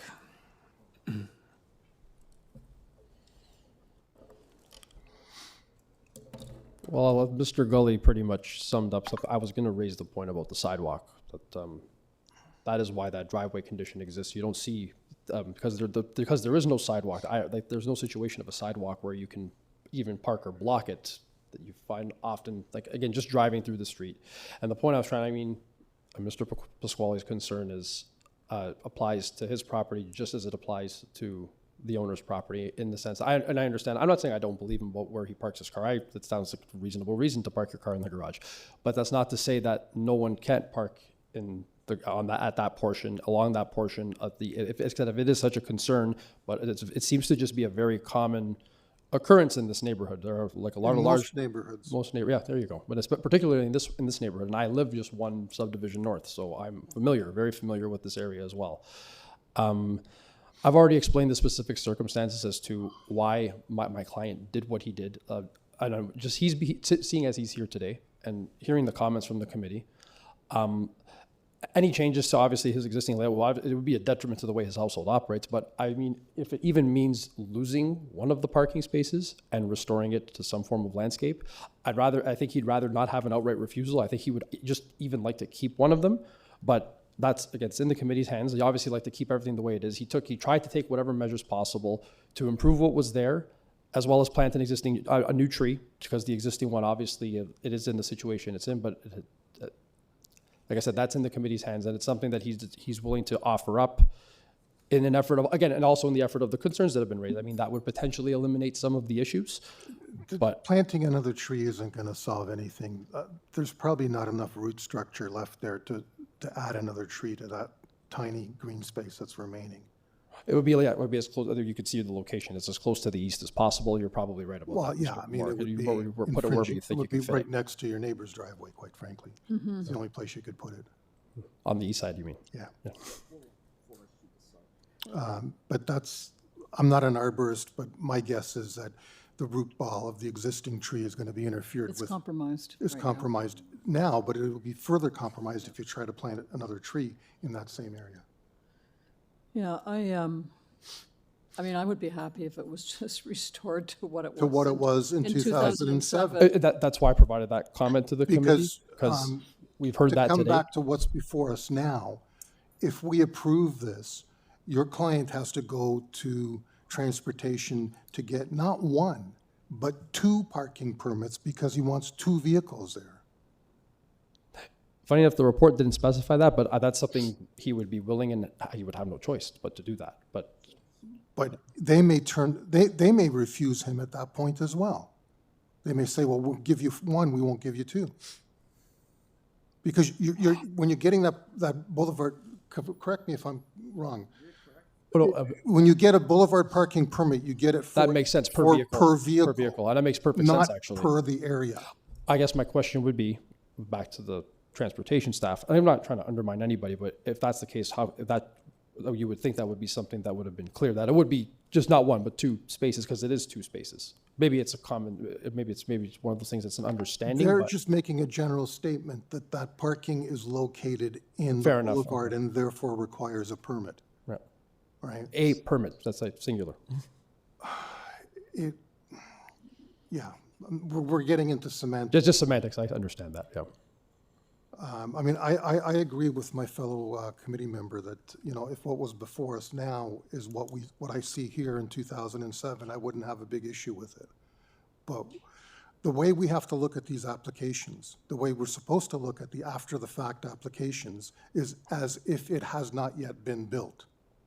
And if you were to come to me today and propose this, We would turn it down. we would turn it down. We would turn it down. I can't, because it already exists, I can't say, well, it's okay because it already exists. If you were to come to me with a proposal that we see here in 2007, it might be a different story. Can I make a comment on that respect, Mr. Chairman? Just be careful, you were previously deferred to improve front yard landscaping. I was actually But the just about- driveway width, you did not change. It's the same as what was before the committee previously. You're in rebuttal now, so you can't make any changes to your proposal. The committee is dealing with what's before them Fair enough. today. Any chance for improvements was before you asked to be rescheduled. I understand that completely. One thing I want to touch on is that when we did take it away as part of the deferral, I even mentioned, I recall, at that hearing, that I said it might end up being the result of a loss in the space if planning still had issues with the front, because if at that point, if they still said we're still not satisfied with the front yard soft landscaping, I would have revisited and said, you know what, we're still not, because at that point it would have reached a stalemate, and it would have been like, okay, well, planning's still not satisfied. If we're going to go back to committee, you still have nobody on board. Then at that point, it would have been a realistic option on the board, like what's being suggested to restore the original condition that Ms. Alderson is referring to. Your issue right now is not with planning, it's with forestry. Because their position at this point is refusal. Well, I understand that. Again, this one, Right. It's a situation where if this is for how long it's existed, it hasn't died since it was constructed. But I'm just responding to what you see on the ground. Like, I mean, Yeah. at least it's still it's a living tree, healthy. Well, you got lucky, you know? But that's what's existing. That's what exists. So like I said, this whole response is to what exists before on the subject site and surrounding. That's all I can really go by. And that's how I've presented it today. But again, all I can say is we have to assume that this does not exist, and how would we view it as a new application? And I think you know our position on that. No, understood. I mean, other members feel differently. It's just it's a tough one for my client, only because again, he's lived there for 42 years, and this has never been an issue. But I understand. But regardless, we are here today when this is what's before us. But this has not been a problem. The last point I was going to mention, it's in my letter. There are 12 signatures of support. So, but I don't know how relevant that is. But there are other, apart from the deputant that showed up, there are others that have no issue with this. Okay, thank you. Thank you. Go into committee. Thanks for your time. So Chair, just a couple of comments I wanted to make.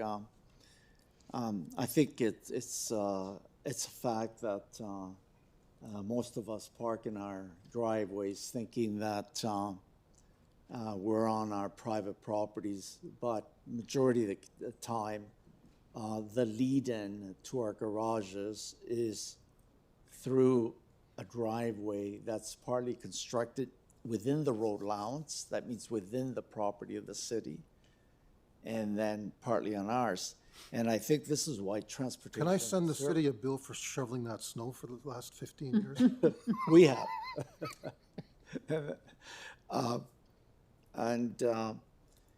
I think Transportation Services taking the position that, you're parking there.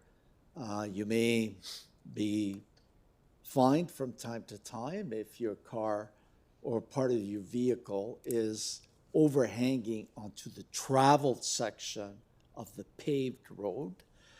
And also that you may be required to come in and ask for a boulevard parking permit. And should we approve this, more than likely, they will have to apply for a boulevard parking permit. Oh, no, it's clear. They will have to. That's my first point. The second point is, interestingly enough, planning has taken the position in a report that they submitted on December 23rd that they're okay with the position. They're okay with this application, given the fact that they've looked at the street in the neighborhood and they've determined there is a need for parking, additional parking, wherever possible and where it does not obstruct the view of other drivers and the safety of pedestrians.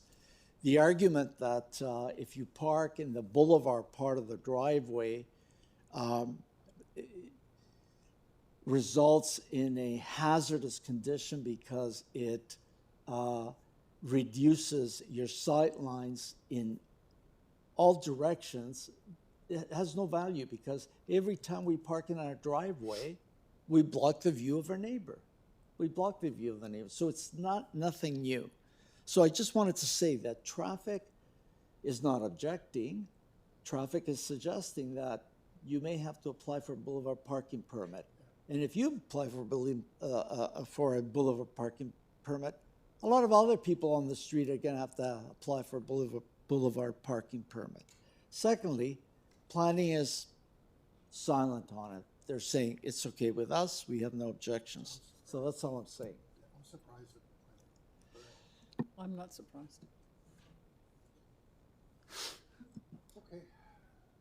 Could I say something? Please. I've got a very serious problem expressly authorizing using public lands for private purposes. We've refused a number of applications like this in my almost 7 years here. Secondly, I even wonder if we have the jurisdiction to approve the private uses on public properties. I could tolerate this if we were to impose a condition that, I know it's just advisory. I'm looking at Transportation's comment from the previous applicant, March 20th, 2025. And they say it is advisory that the applicant must obtain a front yard parking license from Transportation Services Right-of-Way Management in compliance with regulatory requirements if they seek to use the asphalt parking pad for parking. I don't want to rely on our planning department to make any assertions about the appropriateness of this. I think it properly rests with our Transportation Review Department. So if we are interested in accommodating this application, I would like to see us attach that front yard parking license from Transportation, subject to. And if they were to say no, then that's the way it's going to end. They won't get the approval.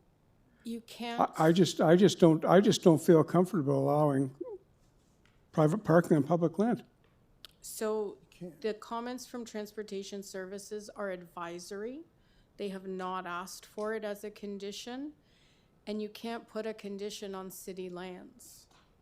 So if the committee makes a decision to approve it, you're only making a decision for the portion that's within the subject property. So that's why it's such a small. The 1.9 meters. Yes. Or 09, And whatever it is. then if it's approved, then Transportation Services would pursue them having to apply for the parking license.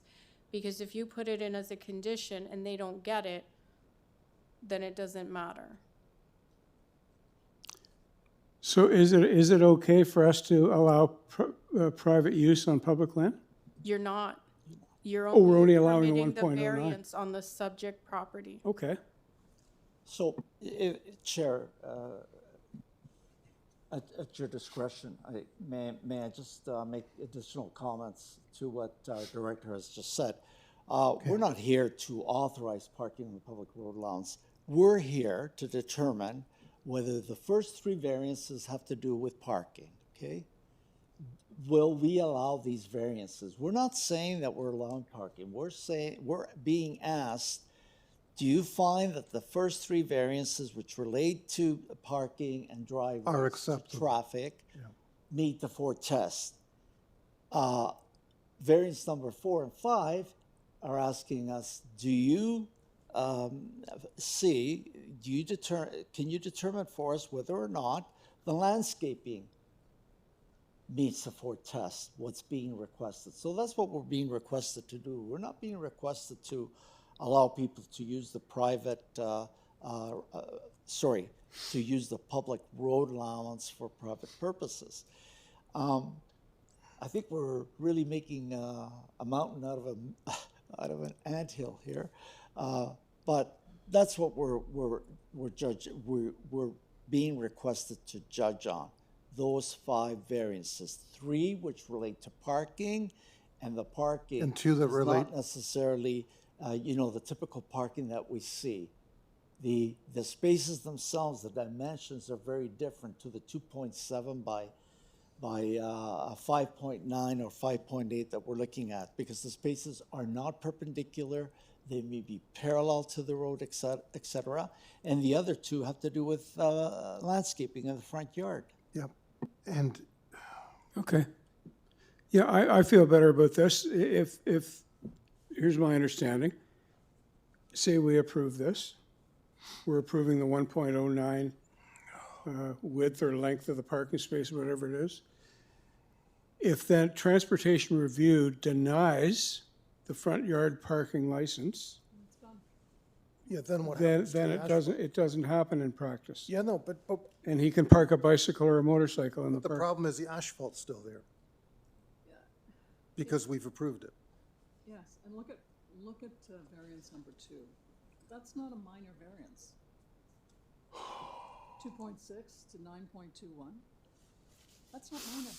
Well, that's good, because the length has become the width. It's Yeah, the I mean, orientation issue. If we had the dimensions for allowing one spot, and that spot being away from the tree, then I would suggest we approve those. But we don't have that. We don't have a drawing. We don't know what the variances are going to be, how are they going to be adjusted if we approve that.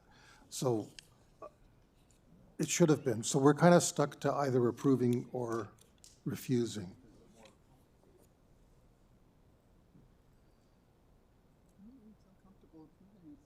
Well, I understand.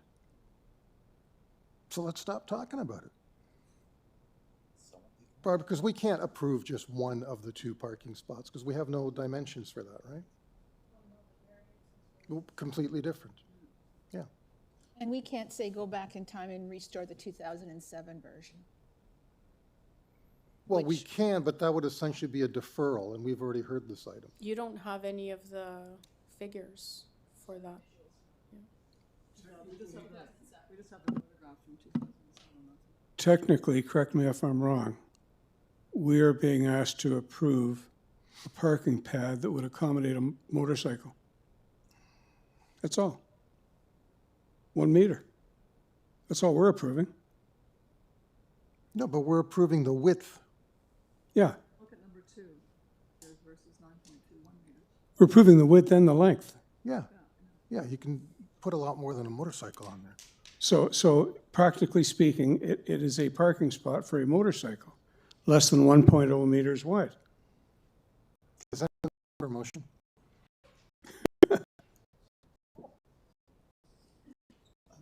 Sure, I don't want to prolong this conversation, but I think we're looking at it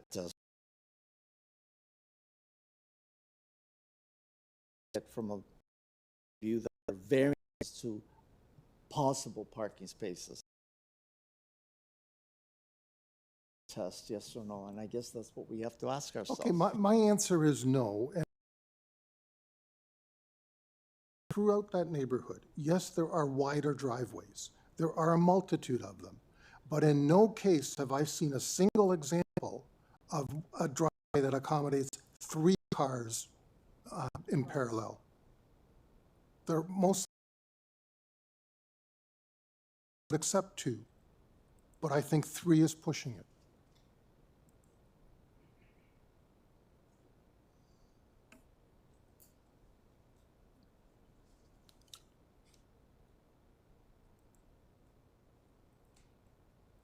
Unless someone has an example of that kind of a width of a driveway, and I don't think there is one. Because if there was, I'm sure that Mr. Palumbo would have provided it. I've been up and down the street, it looks like there's many across. That's my issue. This is the precedent. Shall we, Chair, I prefer to make a motion so that Okay. we can get this thing going. Yeah? Chairman, I have reviewed the application, and given the conditions that have been placed by transportation, conditions, given the advice we have received from transportation and also from planning, I move that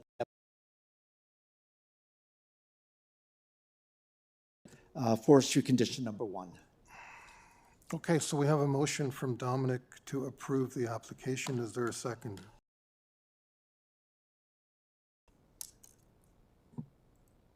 Okay, not seeing one, I'll declare the motion failed. Does anyone else have an alternate motion?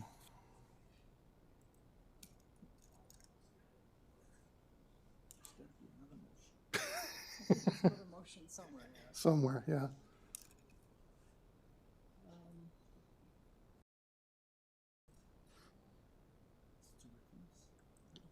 Well, you can defer, but I don't think I want to defer this.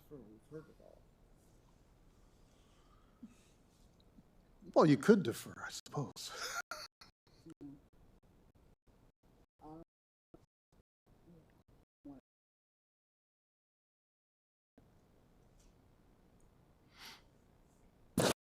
clarify something? I'm going to make a motion to refuse on the grounds variance 2,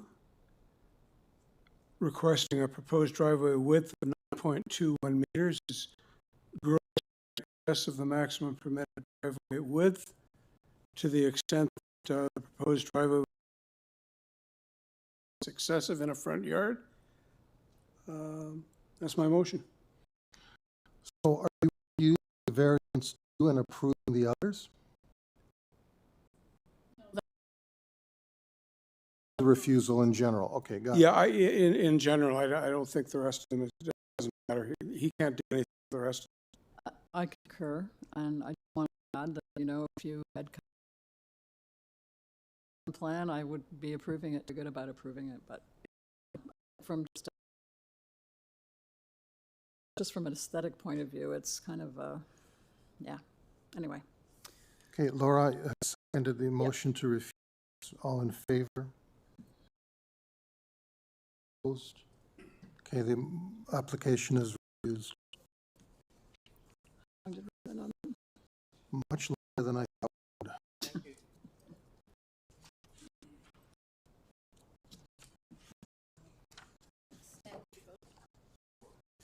10-minute break, please. Yeah, till 6. I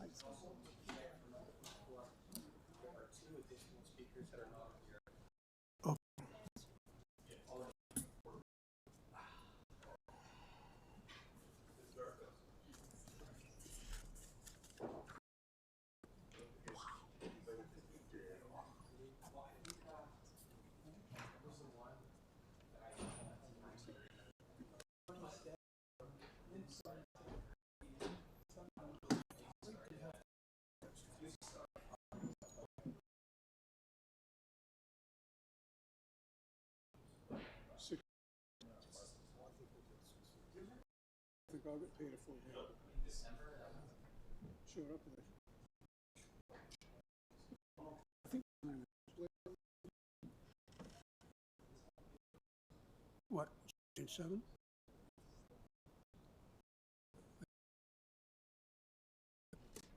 Hours for overtime?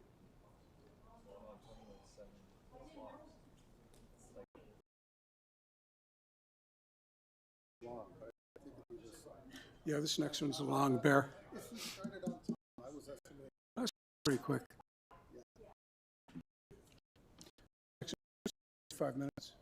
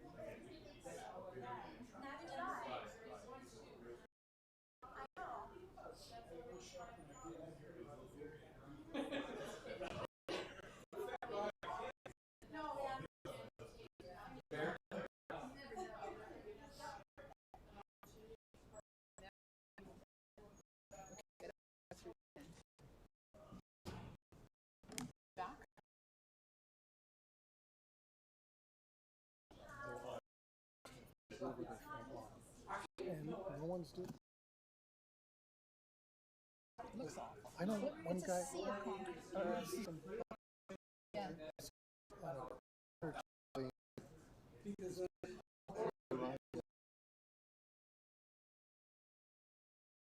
He's going to pull in from the lane.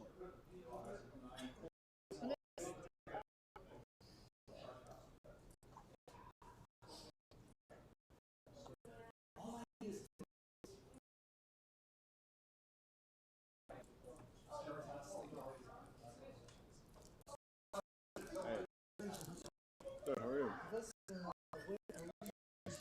No.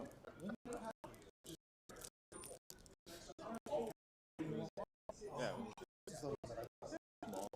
They, the person's fighting with that about like one comedian going on the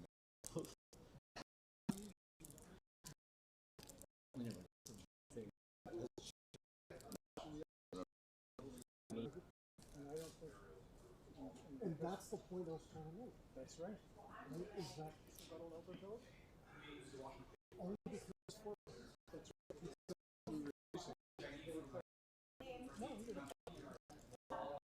that's yeah.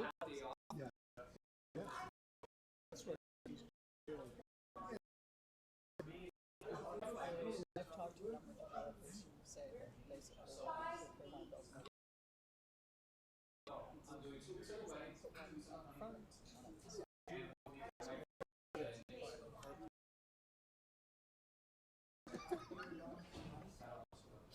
That's ideal, but we can't limit it to.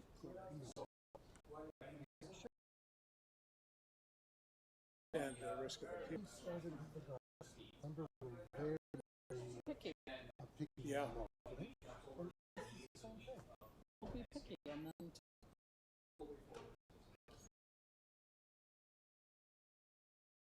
Variances the location.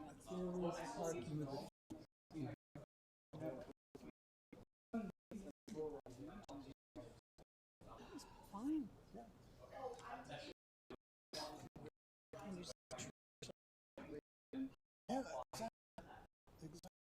Instead of being right.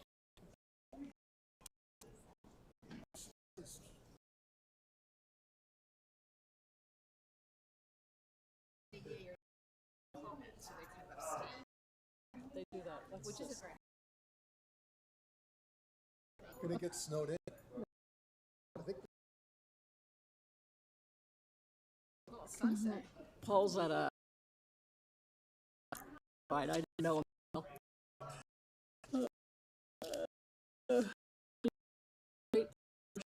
There's over 2 here.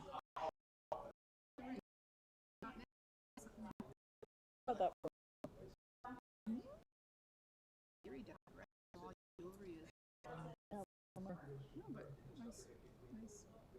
And yeah, it has a really nice, and actually it's very comfortable to wear.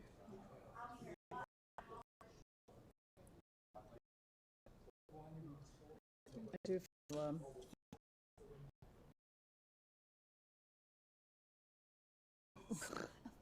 this is the latest I've been here. I think I've been here once before. Barb, do you have any more keys?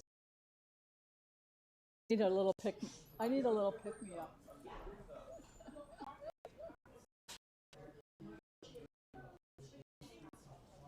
Can you grab one for me too?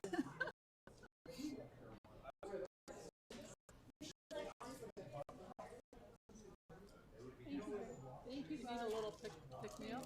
How are you feeling, Stan? I'm okay. Are you sure? I've got often.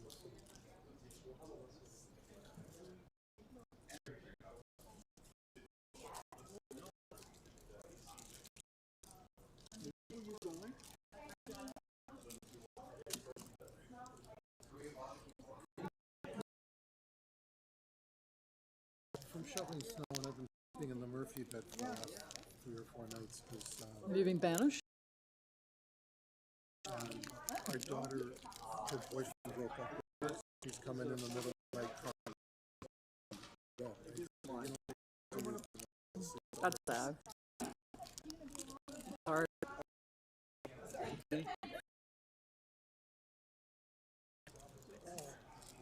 When are we going?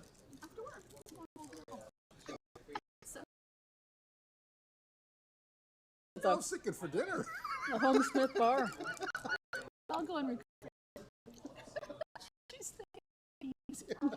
At the Home Smith Bar, yeah.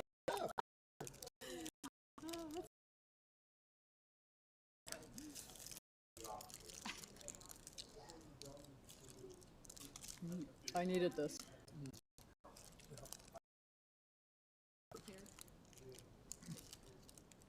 She comes prepared to stay late.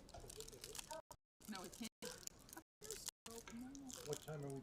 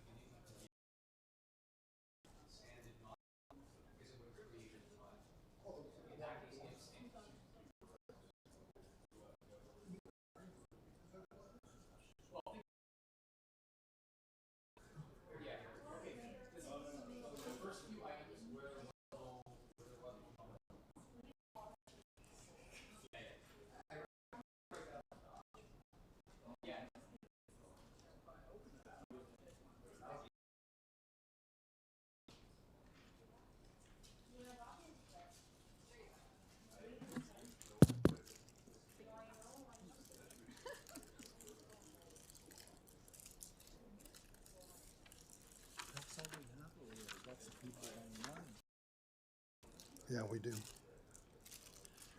So we got 8 variances and 7 variances.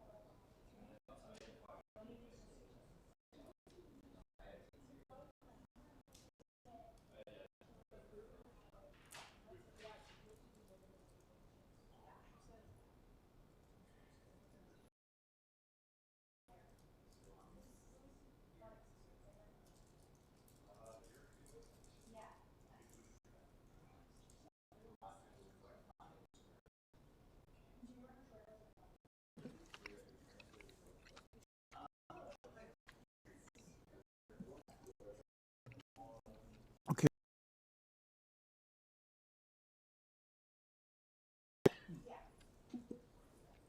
Okay, so our next item, 24A, B, and C. This is 8738th Street. This is an application to obtain consent to split the property into 2 lots. On each of the new lots, one of which would result in 8 variances, and the second of which would result. We have comments from Forestry requesting refusal, or the alternative conditions 1 and 2. We also have advisory comments from Forestry in addition to that. We have 9 letters of objection, and there are advisory comments from Metrolinx. Transportation has 3 conditions in the event of approval.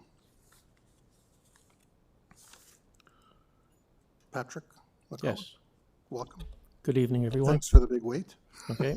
Patrick McAuliffe, agent for the owner. I'd like to address the size of the lot first. This is a 50-foot lot that we're dividing into 2 25-foot lots. And I'd like to point out that on this same street, these numbers, number 83, 81, 79, 77, 71, 69, 84, 82, 72, and 70 are all 25-foot lots. So also I'd like to point out that when this lot was first formed, which was in 1946, a year before I was born, the house on the north side was given the number 89, and the house on the south side was given the number of 83. So the 85 was left empty. So it was obvious, in my opinion, at that time, that they thought that maybe this lot might end up getting divided.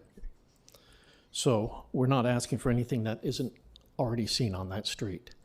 I'd like to point out that house number 40, which has now been divided into 40A and 40B, is exactly what we're proposing to do here. As far as the trees go, when we are finished with this house, we have no intention of removing any trees, none whatsoever. That seems to be a big issue that everybody's screaming about, is the trees, where we've redesigned the one house so that it is as far away from the tree as possible. Now that house has become 19 meters long as opposed to what both houses were originally supposed to be 17 meters long. And now one of them is 19 meters long because we had to bring in the walls of the house. So therefore, to make the house work properly, we had to make it a couple of meters longer. So that is basically all I really have to say at this point. Is there any questions? I have some, but I'll save them for later. Or maybe I'll ask it now. You're proposing essentially a 1-foot interior side yard setback. Correct. 1 How meter. do you propose to actually service anything along either of those two houses? That is what is quite common on a lot of those houses around there. And we're just asking for what is being done in the other houses. Yeah, in my view, previous mistakes don't make for future mistakes. But anyway, that's just my position on that. Thank you. So I guess what the chair might be implying is that this might be a better semi-detached lot? Absolutely. Have you thought about doing that? Well, like I said, 40 and 40A were divided. Yeah, I'm looking at 40 right now, actually, 40 and 40A, yeah. Yeah. Mhm. Now, remember, when this was first proposed, we came to committee, well, before it got to committee, community planning stepped in, and they sent us a memo that said that they weren't happy with it. So we redesigned everything to the point where community planning was then happy with it. There's no letter from community planning regarding this property. No, and I'm looking at it right now. And so were you the developer of these two properties? Yes. Yeah, it's architecturally, it's quite nice. Yeah. Attractive. You're going to do something a little bit different, maybe? Yes. Okay. All right. Okay. Thank you. Thank you. So we have a number of speakers, so I'm going to ask you to have a seat and have a listen. So do we have anyone in person, or is everyone online? Everybody's online, so we have the two people that are on your list, along with an additional 2 people that are not on your list. All right, so is the order that they're listed the order we're going to go with? Yes, that's fine. But before we do that, I have a new call-in user, and I don't know who they are. Let me just identify them. The person who just joined with their phone, with the phone number 416648, can you identify yourself, please? Hi, good evening. It's David Bronskill. I'm the agent for the next Oh, item, David but Bronskill. Okay, so I unfortunately, had to you leave on my some. office. Got it. Yeah. No problem. No problem. Sorry about that, Mr. Chair. We can No proceed worries. with Christine Mercado. Okay. Okay, Yes, this is Christine Mercado. Can you hear me? yeah, welcome back. Thank you. Just before my time starts, can I get the names of the people that were supposed to be presented? Because from my count, it seems that there's someone that's missing, and they're online. I have Christine Mercado, Craig Aitkenhead, Sandy Donald, and Brian Bailey. Okay, the next door neighbor is actually supposed to be presenting as well. And they would be who? So it would be at 89. Do you have a name? I don't have a. Okay, so that would be Lisa. No, I don't have any Lisa on Lisa and online. Janice. No. Okay, they've got kids. They might not have. Okay, well, that may sort itself out by the time we get Okay. down the list. Okay, that's fine. So it actually may be better if I go last, if that's all right. we matters not. just proceed as it is? Like, I don't want to waste time going back and forth. Go ahead, Christine. Okay, my name is Christy Mercado, and I'm the chair of the LBNA, and we request refusal of this application. And the reason being is that when you look at the whole application, including the number of variances, the character guidelines, policy 4 and chapter 3, and past decisions, it fails the 4 tests.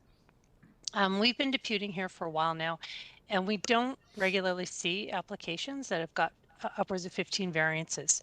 And this follows the intent of not actually following the intent and purpose of the bylaw. So if staff's pulled up my letter, and if you look at page, excuse me, sorry, so I need to backtrack a little bit. We're struck by the similarities of this application to the TLAB refusal at 75 38th Street, which is just a few doors down, where the planning witness for the applicant was unable to prove what was being requested met the policy of prevailing frontage, FSI, which is lower than what's being applied for here, height and side yard setbacks.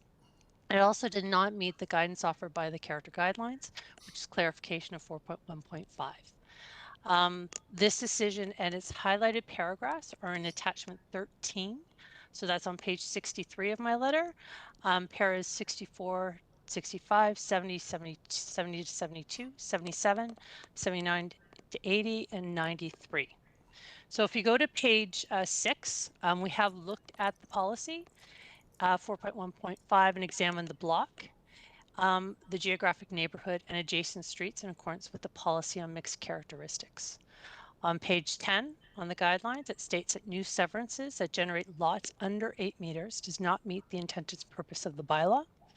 On page 12, this is where we dig into the prevailing frontage of the geographic neighborhood, and it's bylaw compliant. So the fact that it triggers us to look at the adjacent block on 38th, and the frontages are 61% bylaw compliant. And all of 38th Street, it's 50% compliant. So the frontages are mixed, undersized, bylaw compliant, or long branch lots over 9 meters, and bylaw compliant or larger.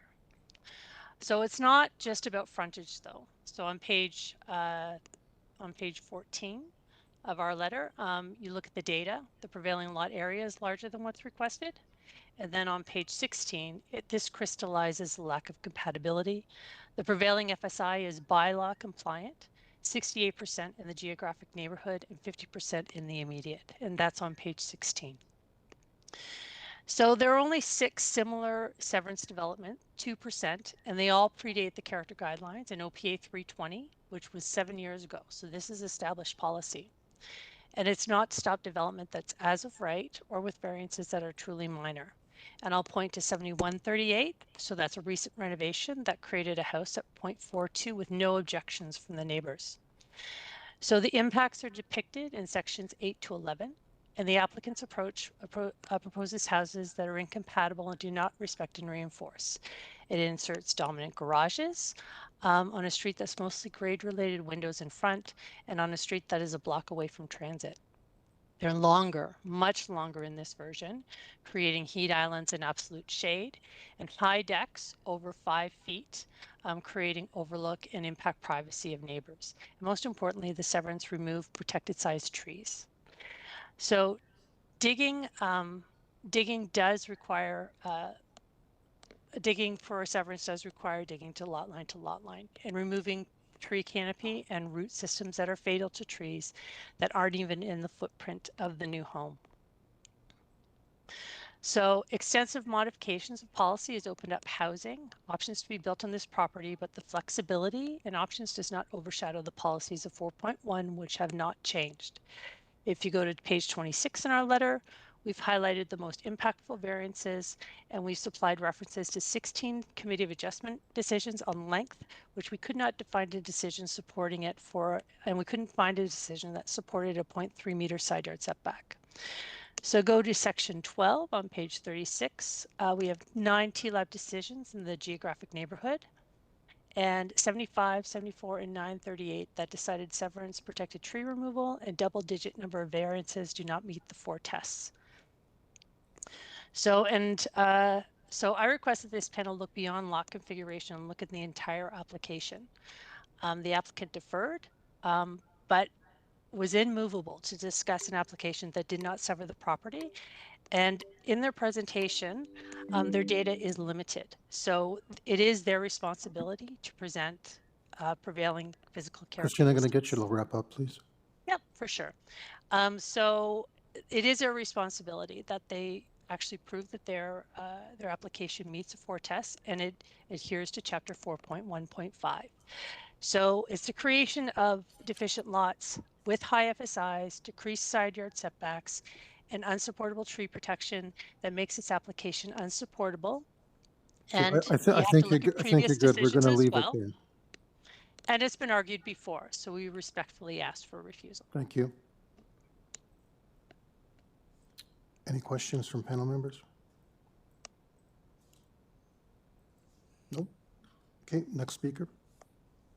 So the next speaker I'd like to call upon is Craig Atkinhead.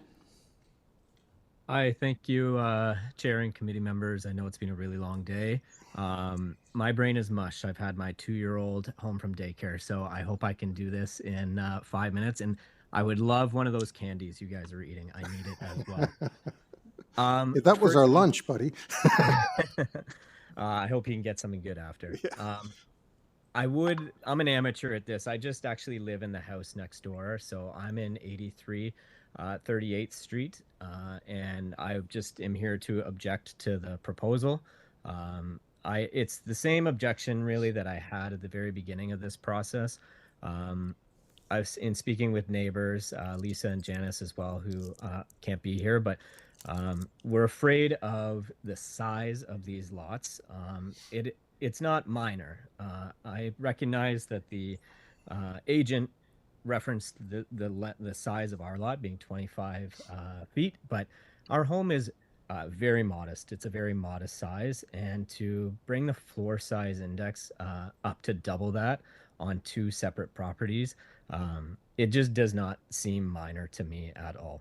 I do appreciate that there has been efforts made to try to help with the tree. I think I saw that they brought in a new arborist, but in speaking with neighbors, they actually consulted their own arborist as well, and I believe they submitted that report in their objection, and it refutes what their arborist says. So I don't feel as though there is clarity on whether or not that large tree that when I'm playing with my 2- and 3-year-old in the backyard and it gives us shade in the summer, I would love to see it there for more than a couple of years before it eventually deteriorates.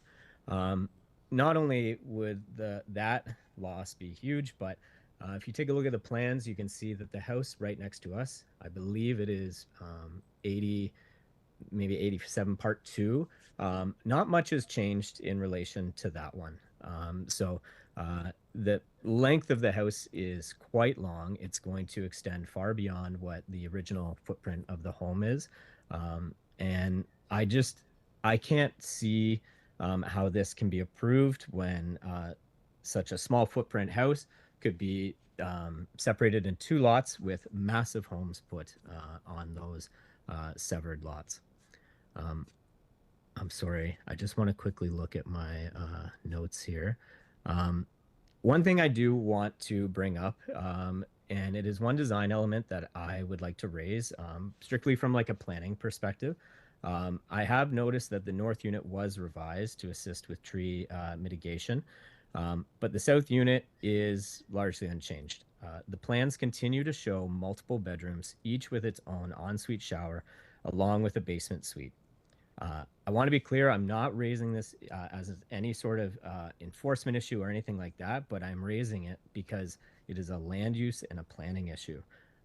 How it will impact us, there are already a large number of individuals living in that home that we have great relationships with that I believe rent, but there is a lot that comes with that. There is waste, there is parking, there is noise, there is privacy. So to continue to have that same level of occupancy, but now split into two different homes, it just raises serious concerns for my family.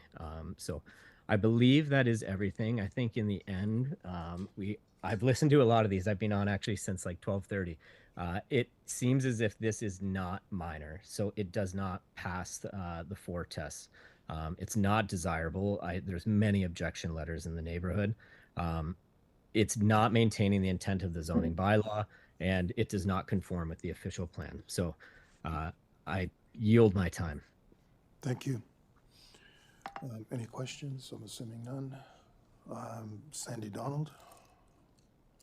Just 1 second. Let me find him here. Okay, so Sandy Donald, you have now been unmuted. Hello? Yes, we can hear you. Okay, good. My name's Sandy Donald. I'm from 3436th Street, just 2 streets over. I sent my presentation in. I'm hoping everybody had a chance to read it.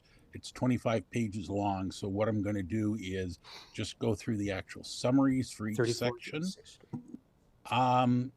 I've included actually 10 TLAB and OMB decisions, which in effect support the this application being turned down. If you go to page 5, this is to do with the official plan. Quote from the official plan: the cornerstone policy is to ensure that new developments in our neighborhoods respect the existing physical characteristics of the area, reinforcing the stability of the neighborhoods. That's 2-22. Actually, it says that one way or the other about 18 times through the official plan. At no point does it say that intensification is encouraged or desirable. It even talks of where intensification is not encouraged in areas bordering neighborhoods. It goes so far as to state, no change will be made through rezoning, minor variances, consent, or other public actions that are out of keeping with the physical character of the neighborhood. When you look at this entire application, it is not compatible with the official plan. It is not in keeping with the prevailing physical characteristic of adjacent properties, blocks, streets, or the Long Branch neighborhood. If you go to page 10, this is to do with the bylaws. Zoning bylaws do not have good or expiry date. 3 elected councils have had the chance to change the zoning bylaws for Long Branch neighborhood, and they have decided not to. They decided to preserve the character of the Long Branch neighborhood in the bylaws. If the council that drafted the original FSI bylaws had wanted to see lots with FSI of 0.5 or higher, they would have made these the standard. And that's decision 36th Street, O&B. The application has not given a valid reason why the bylaw requirements cannot be met. The Long Branch guidelines and the OPA 320, both passed by the City of Toronto, have made it clear that the zoning bylaws were never intended to support big houses on small lots. It's difficult to understand how 2 oversized houses can be built on 2 undersized lots. This application fails the test of meeting the general intent and purposes of the zoning bylaws or official plan. If you go to then page 13, bylaws are given in numbers, not impact. The intent of the bylaws are in the size of the numbers, not only impact. Bylaws were never intended for this many variances. For this application, the size of the variances, 198%, 94%, 91%, 68%, 2 times 13, 5, and 2%. The sheer numbers of variances, which if you include the severance and whatnot, brings you over 15. Impact of the variance is not minor. The request for these variances, in particular the FSI, of almost double the bylaw, if approved, would set a precedent and a tipping point for the street and neighborhood that would not be minor. The application is not minor and follows the Planning Act test. If you go then to, oops, sorry, page 19, the Long Branch Character Guidelines were passed unanimously by the city in January of 2018. It is the direction from the city on the physical character of Long Branch, clarifying of the official plan 4.1.5. Long Branch is the only neighborhood in all of Toronto that has a character guidelines. This application should be rejected on the fact that it does not meet 12 of the 16, i.e. 70%, 75% of the characteristic of Long Branch is stated in the character guidelines. This application does not even come close. It fails the official plan neighborhood characteristic of policy 4.1.5. Also, in the character guidelines, it states... Sandy, going to get you to wrap up, please. Okay. If you go to... No, wrap up doesn't mean go to another section. Please give us your closing summation. Okay, if you go to page 25, there's actually, I've got listed 10 precedents that through all my stuff that presents that, in effect, are contrary to this application. This application is generic by nature. If you approve this, you are effectively saying all 50-foot lots in South Long Branch can be severed and can have oversized houses on undersized lots. Thank you. Any questions?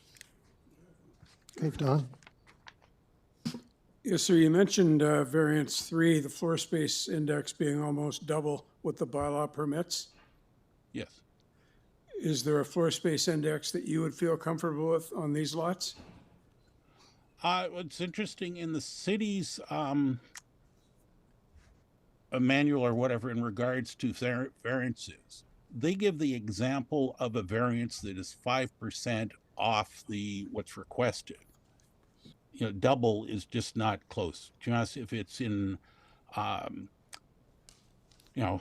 So a 5% variance. So you'd be okay with a 120 meters squared? 10%. The 10%?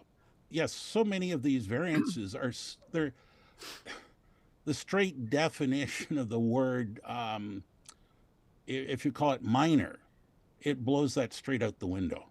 I'm sorry, to be honest, I come from the news field and whatnot, and any of these variances, or most of these variances, there's absolutely no way you can call them minor. Okay, which is one of the conditions of approval. It has to be minor. By the way, I did include a picture there of Soldier Homes and of Long Branch Homes, which a radical difference between the two. Okay, but just to your point, I just want to get something confirmed here. You said you think a 10% variance would be adequate or acceptable for floor space index. So that would be like a 125 square meter house? You know, again, if you go to the size of the lot, yes, you're talking of considerably smaller house. Okay, so you think a 1,500 square foot house would be appropriate and acceptable? Okay, I would not know, and if I don't know off the top. Do you want to take a guess about how many single family houses, 1,500 square feet or less, have been built in the last 25 years? I don't know. I don't. Okay, I'll tell you. Zero. Thank you. Okay, next speaker. Yes, Mr. Chair, the next person is Brian Bailey. Hi, Brian, you're unmuted. You can proceed. Okay, thank you. My name is Brian Bailey. I live at 6 Meaford Avenue, and I'm a director with the Long Branch Neighborhood Association. And I'm here to request refusal of this application. I'm speaking specifically about the forestry-related issues that we outlined in our January 8th letter of objection. So we're requesting that the committee refuse this application as the frontage and configuration of the proposed lots and the variances proposed do not meet the requirements of the official plan, and the variance will result in oversized homes relative to undersized lots. Also, this application does not conform to the environmental and tree preservation policies in the official plan and the provincial policy statement. So really of particular concern is the 92 centimeter diameter maple, which is a boundary tree shared with 89 38th Street. The survival of this tree would require major changes in the proposed development as detailed in the arborist report submitted by the neighbor at 39 38th Street. The Ontario Forestry Act requires the consent of the adjoining neighbors to injure or remove a boundary tree, and the neighbor sharing this tree has informed the committee that she does not intend to provide that consent. Well, the city has a goal of increasing its tree canopy. Long Branch experienced a 43% loss in tree canopy between 2009 and 2018, according to city data. And that's the highest percentage loss in all of Etobicoke, York.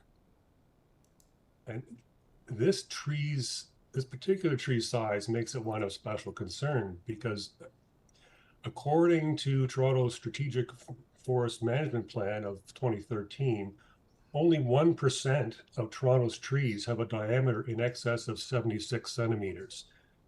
At 92 centimeters, this tree exceeds that by 20%. The LBNA has distributed 8,000 saplings over the last several years through its Tree for Free program. This single tree sequesters more carbon than all of those saplings combined.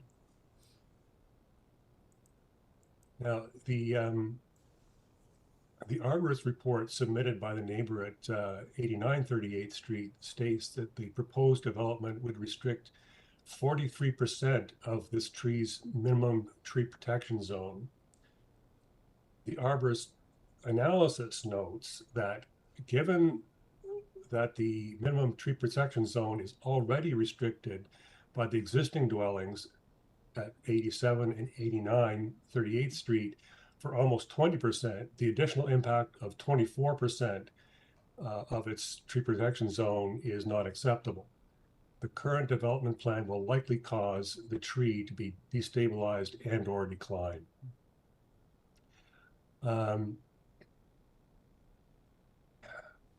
There are many parts of the official plan that reference enhancement and protection of our urban trees. And the one referenced in the city's forestry report is particularly relevant in this case, which was section 3.4 of the Natural Environment Policy 1D, which states to support strong growing communities, a competitive economy, and a high quality of life, public and private city building activities and the changes to the built environment, including public works, will be environmentally friendly based on preserving and enhancing the urban forest by providing suitable growing environments for trees, increasing tree canopy coverage diversity, and especially of long-lived native and large shade trees, and regulating the injury and destruction of trees.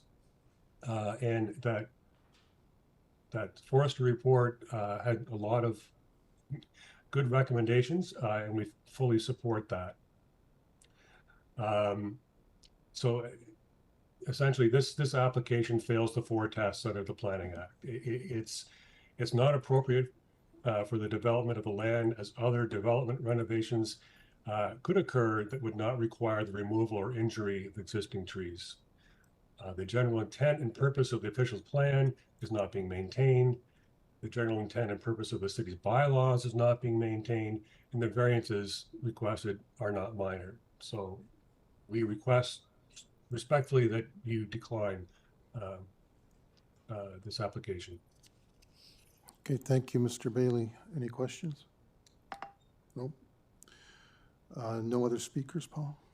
That's correct, Mr. Chair. Okay, I'm going to ask Mr. McAuliffe to come back for a rebuttal.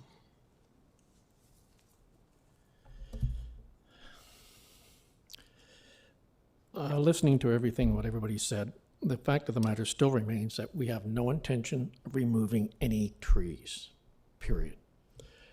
Now, regarding the physical character of the neighborhood, where this place is located is one house away from a Tim Hortons.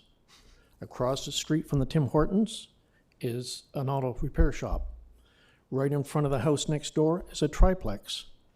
Right across the street from this house is a house that nobody can tell what's there because it's totally enclosed by trees. And even looking down on Google, you can't tell what that person has there. So what is the character of this particular area? I think these two houses are going to add to the character of this neighborhood. I think they're two good-looking houses. They're not gross size. They're a good-sized house, and I think it will improve the neighborhood. As far as the living space index goes, it's 0.67, so most of the city is 0.67. Nobody's going to buy a house that's 0.35. Who wants to buy a one-story house these days? Nobody. Not that size. So I think that this house is a fine-looking house, a couple of houses that are going to actually add to the neighborhood.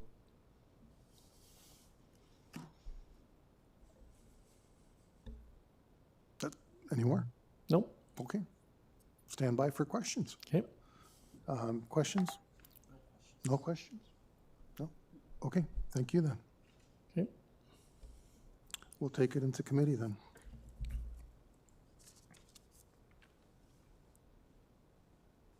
Anyone want to kick off some discussion or? So we have a total of 15 variances being requested on this consent.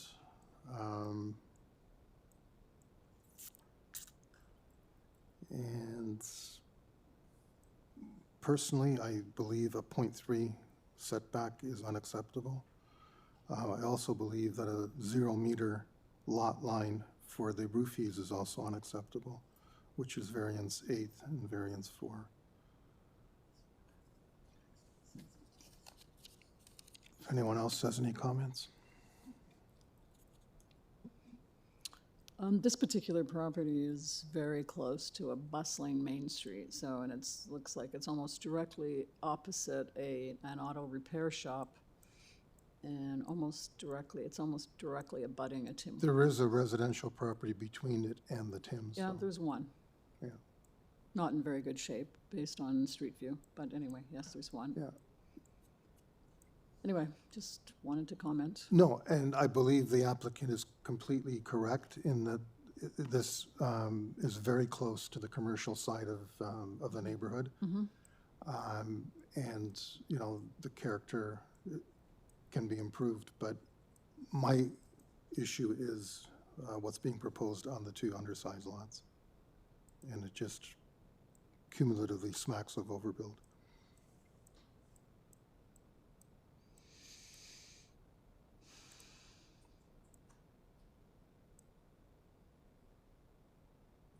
So you'd prefer a duplex there, I'd even prefer a fourplex there. or even a fourplex?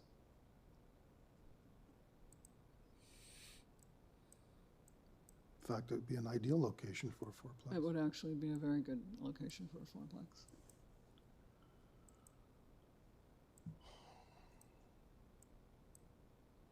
I mean, if you do, again, I'm going to come back to my 1 foot and 1 foot, which gives you 2 feet in between the two houses.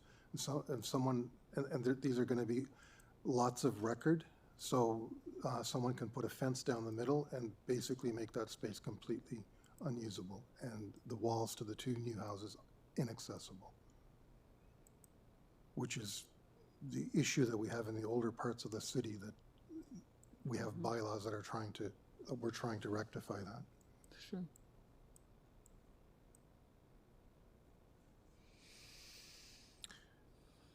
If there's no other discussion, is anyone ready for a motion?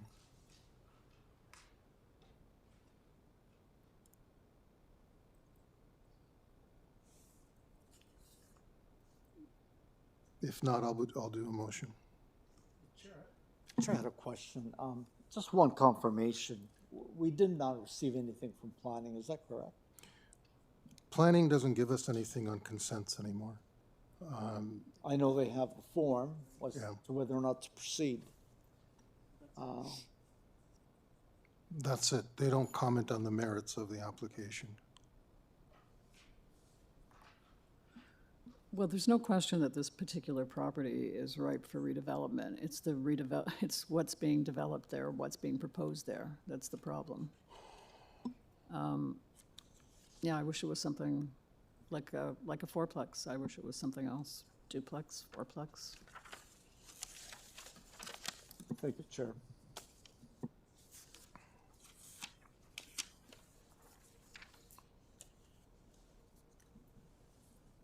Anybody else?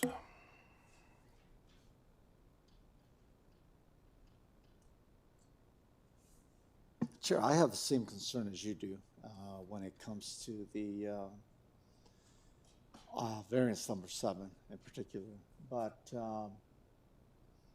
again, it's on a very minor issue. And I'm trying to look at the magnitude of the problem relative to the other variances. It will be inherited by someone who buys it, but they also will understand the fact that if they do consider purchasing a property like this, they've only got 2 feet separating their walls. Yeah, and potentially only one. And the idea of even installing a fence doesn't seem feasible because it's not roomy enough to go ahead and post the division. I just think it sets a bad precedent. Notwithstanding, Chair, I am going to move that the application be approved. Okay. I'm going to move that the severance be allowed, substandard conditions for consent, and I'm going to move that the variances, again, I'm weighing the one variance, number 7, relative to the overall project. And I know that if one fails, the whole thing fails, but I don't think it fails to any great respect or in any magnitude. So I'm also going to recommend approval of the associated variances with development engineering conditions as recorded in the report of January the 7th, and urban forestry conditions 1 and 2. In transportation special conditions, I think they have 3 conditions. Development engineering, I believe, is covers January that. the Okay. 7th, yeah. Okay, that's fine. So we have a motion on the floor from Dominic for approval. Is there a seconder? I'll second that motion, Mr. Chair. Okay, seconded by Don Taylor. All in favor? Okay, opposed? Okay, the application, the motion is defeated. I'm looking for an alternate motion.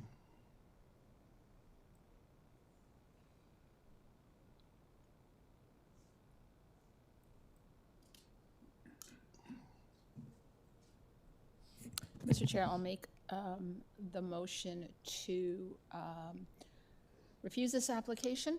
I agree with the comments that with the benefit of having seen Street View more closely and considered it, I do not believe it meets the requirements. I believe it is overdeveloping, in my view, and I move to refuse. Okay, thank you, Ms. Popovic. Is there a seconder? You know, when you refuse something, you always hope that it means it's going to come back as a better proposal. So I'm hoping that that's what happens, and I'm going to second that motion. Thank you, Ms. Alderson. All in favor? Okay, opposed? Okay, the motion to refuse passes on a 3-2 vote. Application is refused.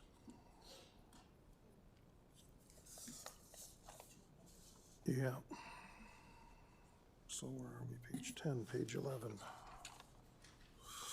Okay, item 25, 10 Woodmere Crescent or Court.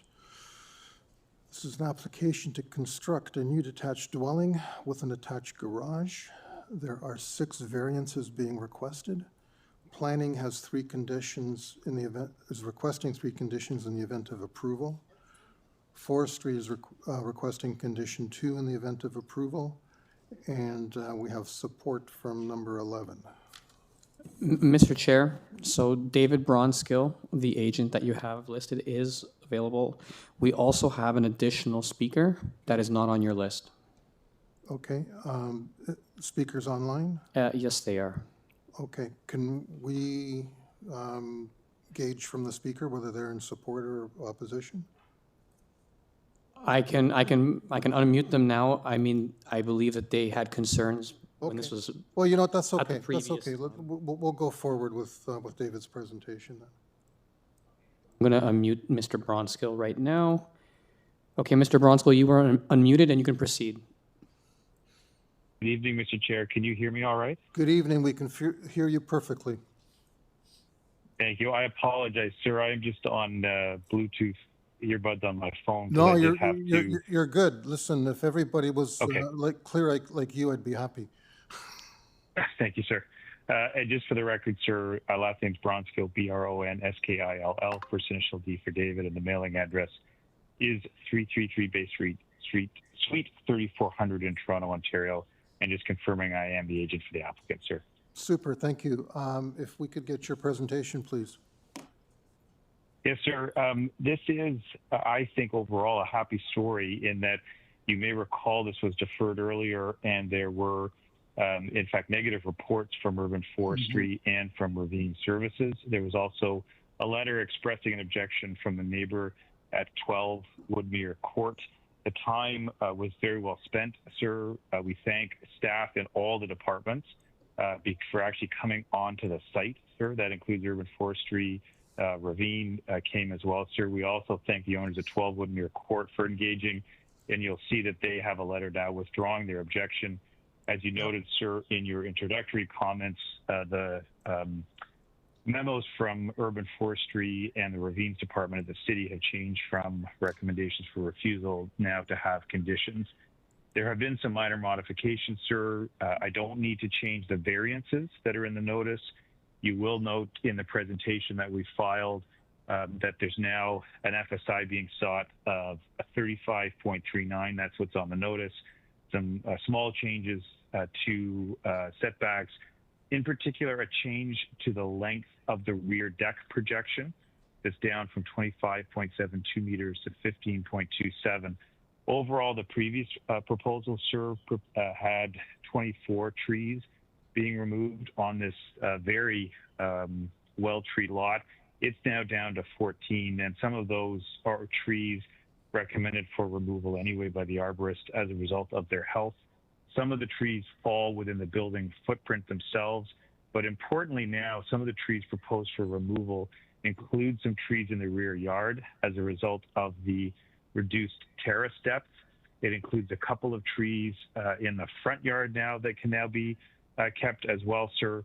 And we have the conditions of city planning that have been worked out that are supported by my client for being imposed should you feel fit to grant the variances. It is a wonderful lot, sir. It is a proposed one-story dwelling, which is a bit odd these days. I do acknowledge it's a big home as a one-story dwelling.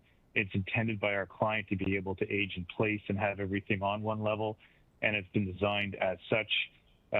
The site plan, which we have colored, Mr. Chair, does show the existing home in green.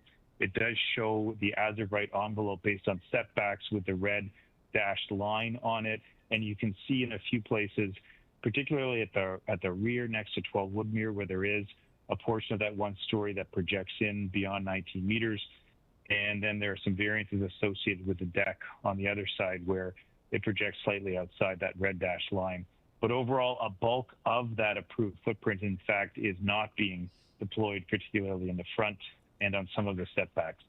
So overall, sir, we think this has been a very good process to have a revised proposal back in front of you, have the objection of 12 Woodmere Court withdrawn with our thanks, and have the memos now from Urban Forestry and the city's Ravine Department with recommended conditions of approval, again with our thanks for not only engaging in discussions, but coming out to the site. So unless you have any questions, sir, that's what I propose to say in advance of listening to the next speaker. Thank you. It's a nice looking house, actually, you're proposing. Don? Yes, sir. With respect to variance 2, could you tell us what the existing side yard setbacks are? and I'm just on my computer that I'm in front of you. I just want to make sure. You're asking about variance 2. Oh, I see. So you're asking about the side yards when we're beyond 19 meters. The presentation would show the green existing house.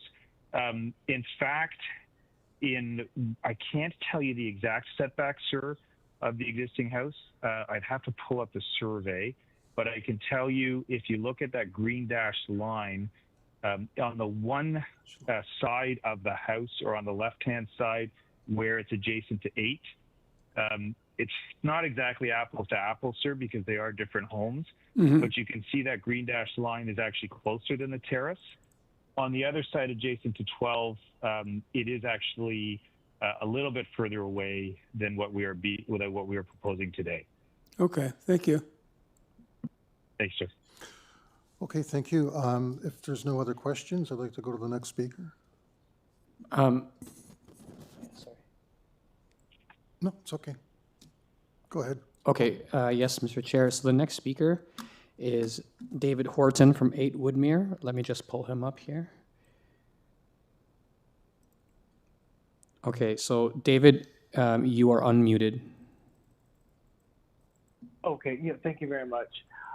So I didn't totally understand the answer to the very last question, but the existing home is supposed to fit within the bylaws, so it should be within, I think the answer should have been, that certainly on the east side of the home, it's within, there is no setback variance. So I objected 2 and 3 and 5, those 3 variances. The number one problem for me is the violation of the side yard setbacks.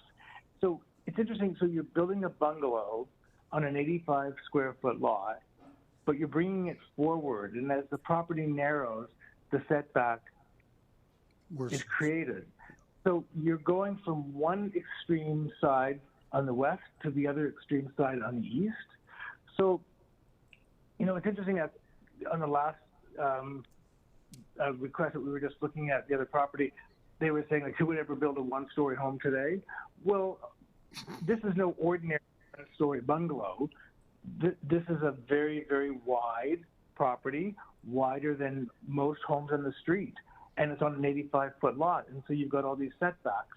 So the setback on our side is 72% of the minimum requirement for the bylaw, which is 7.5. So they're going to 5.38. So that's a big difference, 72%. So then you have, part of that problem is the garage juts out. If you look at the line of the dwelling, the garage juts out because they're going to have 3 parking spots in the garage. So it's the width of a 3-car garage, not a 2-car garage, which makes it look too wide from the street. And that in and of itself creates a big setback problem. So that's in the setback. So I don't understand why the architect won't cut that garage, that 3rd parking spot out of the garage. And when you look at other homes in the neighborhood that wanted to have these parking, number 4 Woodmere and number 52 Edenbrook Hill, which is right beside number 11 Woodmere, they put their garage below, and you could do that here, you know, as well if you wanted to, but to widen the house, to have an additional parking spot in there and violate the setback seems a little bit much to me. You don't see very many 3-car widths, especially when they're 2-car garages. So that's an easy fix to remove, you know, that parking spot in the garage. The variance 3 it's very similar. So a big, huge party platform is being installed at the back of the house, and it's causing a further side yard setback. And the setback is even worse than the dwelling is, which means that the party platform goes out and it passes the dwelling and comes that much closer to my house. So I'm not sure why, when you look at the design here, you can see that the design clearly takes into account privacy and security, clearly it's going to be a high secured environment. So if privacy and security are important, why are you building a platform right next to my hedge? Like it makes no sense to me. And how are we going to live peacefully side by side when you're complaining about my noise and I'm complaining about your noise? Put your platform further into your backyard, closer to the center, and don't have the side yard setback with the platform there. So, and then to make that even worse with variance number 5, you've got the rear yard setback, which means that party platform is that much further down my backyard. So I've got to deal with not only the fact that you've got the side yard setback, but now you've got the rear yard, bring them all together, and I've got a big, huge platform running along my backyard. So for me, it's not an ordinary bungalow, and I understand that. It's a bungalow built by an extraordinarily rich person, which is terrific, and it does, the design from the front of the house does look nice until you realize that it's just crammed into a very small lot. I think that they should have bought a bigger lot if they were going to build such a wide bungalow. I think a bungalow is a great idea for a couple that, well, they're not retired, but they're going to retire one day. I think that a bungalow is great. However, an 85-foot lot doesn't accommodate this build.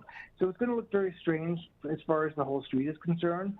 And like, if you... Okay, I'm going to get you to wrap the up, width please. of number 11. Okay, so the width of number 11 is very wide, but they've got a huge setback on both sides of the property that is respected. So for me, this is coming way too close to me, and it's only going to create a lot of problems. Okay, thank you. Thank you. Questions from panel members? No? Okay. No other speakers, Paul? That's correct, Chair. No other speakers. So if there are no questions, we can go back to Mr. Bronskill. Yeah, David, if you can, the other David, Yeah. if you can address what the neighbor just raised. Yeah, I can, Mr. Chair. To be honest, I'm a little bit surprised to hear Ms. Hurd speaking. He'd asked us, if you see on the site plan, to show where there would be additional landscaping planted between the properties to alleviate his concerns, which we did. And we then did not actually hear back from him. So I'm a little bit surprised, but that's fine. Everyone's entitled to come, obviously, before the Committee of Adjustment and express their views. What I would just say is, I want to just, if I can with staff, and I apologize, I'm a bit of a disadvantage just not seeing what you're seeing, but page 2 of 7 of the presentation, which showed the green outline, the red outline of the as-of-right zoning, and then the proposed structure. I wanted just to zoom in on the left-hand side, which is adjacent to Mr. Horton's home, and you can see the red line. Hold where on. a house could. Yeah, sorry. I just wanted staff to get the drawings up, which they have now. Yes. So go ahead, and you can start us. Thank you, Mr. Chair. As well. Yes. So the red dashed line, if you look on the left-hand side, is where a dwelling could be located 1.8 meters from the property line. You will see how this one-story building is, in fact, starts at 2.55, is set back to align with Mr. Horton's house, is then set back again, and then achieves the 5.38 meters. But because that area is actually quite a narrow depth compared to the 19 meters, and I'll just show you that 19 meters, you can see that arrow. It starts at 19 meters from where you could have the front wall, and then you can see where it stops, and you can see a 5.38 measurement. It's that little small hatched rectangle that extends beyond that 19 meters that is at 5.38 instead of 7.5. And that portion of the home does not extend as far as Mr. Horton's home itself. And that's where you can see the landscaping starting. It's that little sliver, which is honestly there, sir, just to have a little bit of additional depth on that side of the home before coming to the outdoor room. So when he says the home is closer, most of it is in fact further away, and it's just that little hatched rectangle that is at 5.38. And I suppose we could have taken it off. Where is this? Yes, Mr. Chair. I'm trying to see, where is this hashed rectangle? Is that at the front of the house? No, at the back of the house, sir. Do you see where the outdoor room is, and there's a table with 8 chairs? Yes. And there's an arrow that says outdoor room. and just below that, Can you the pick it red up? line I can't has a. You see how the red dashed line has a 90-degree angle? Yes. And do you see there where it says 5.38 meters in a red circle? No. Yes. Yes, yes? I have it, yeah. Thank you, Mr. Chair. And then there's a little red arrow that ends at that dashed red line Yep. that shows a 19-meter depth from what could be where the front wall is. Right. So once you get to that 19 meters, see how that dashed line says you now must be 7.5 meters back. Right. So it's that little piece that extends just beyond that red dashed line that Mr. Horton is suggesting is going to have a significant impact on his life. And I don't agree with that submission when most of that house is in fact pulled back more than the 1.8 meters that's required for the 19-meter depth in that portion. Once you then get beyond that 19 meters, the terrace largely lines up with the 7.5 meter depth. We've actually narrowed it down. I acknowledge it extends into the rear yard, but it's mostly at the 7.5. It's a portion of the terrace that, again, is to the left or to the east. And it's basically lining up with the rear of his house before it then comes out to the 7.5 meters. So I think this is a case when you do this, frankly, laborious and detailed review of the plans, Mr. Chair, as I just did with you, you end up seeing how these numbers actually translate into very little impact in terms of the actual dwelling itself. And so, sir, that's what I wanted to point out to you on that side. Yep. And I hope that's helpful for Mr. Horton understanding how, in fact, my client has pulled a lot of the house away, except for those small portions, and is showing the landscaping, the high privacy hedge that Mr. Horton requested that we show. Okay, thank you. Thank you, sir. You still have a couple of minutes if you have anything else to say. No, that's it, sir. I just wanted to focus on those aspects of the site plan to clarify the numbers and how they actually materialize in the site plan. Yeah.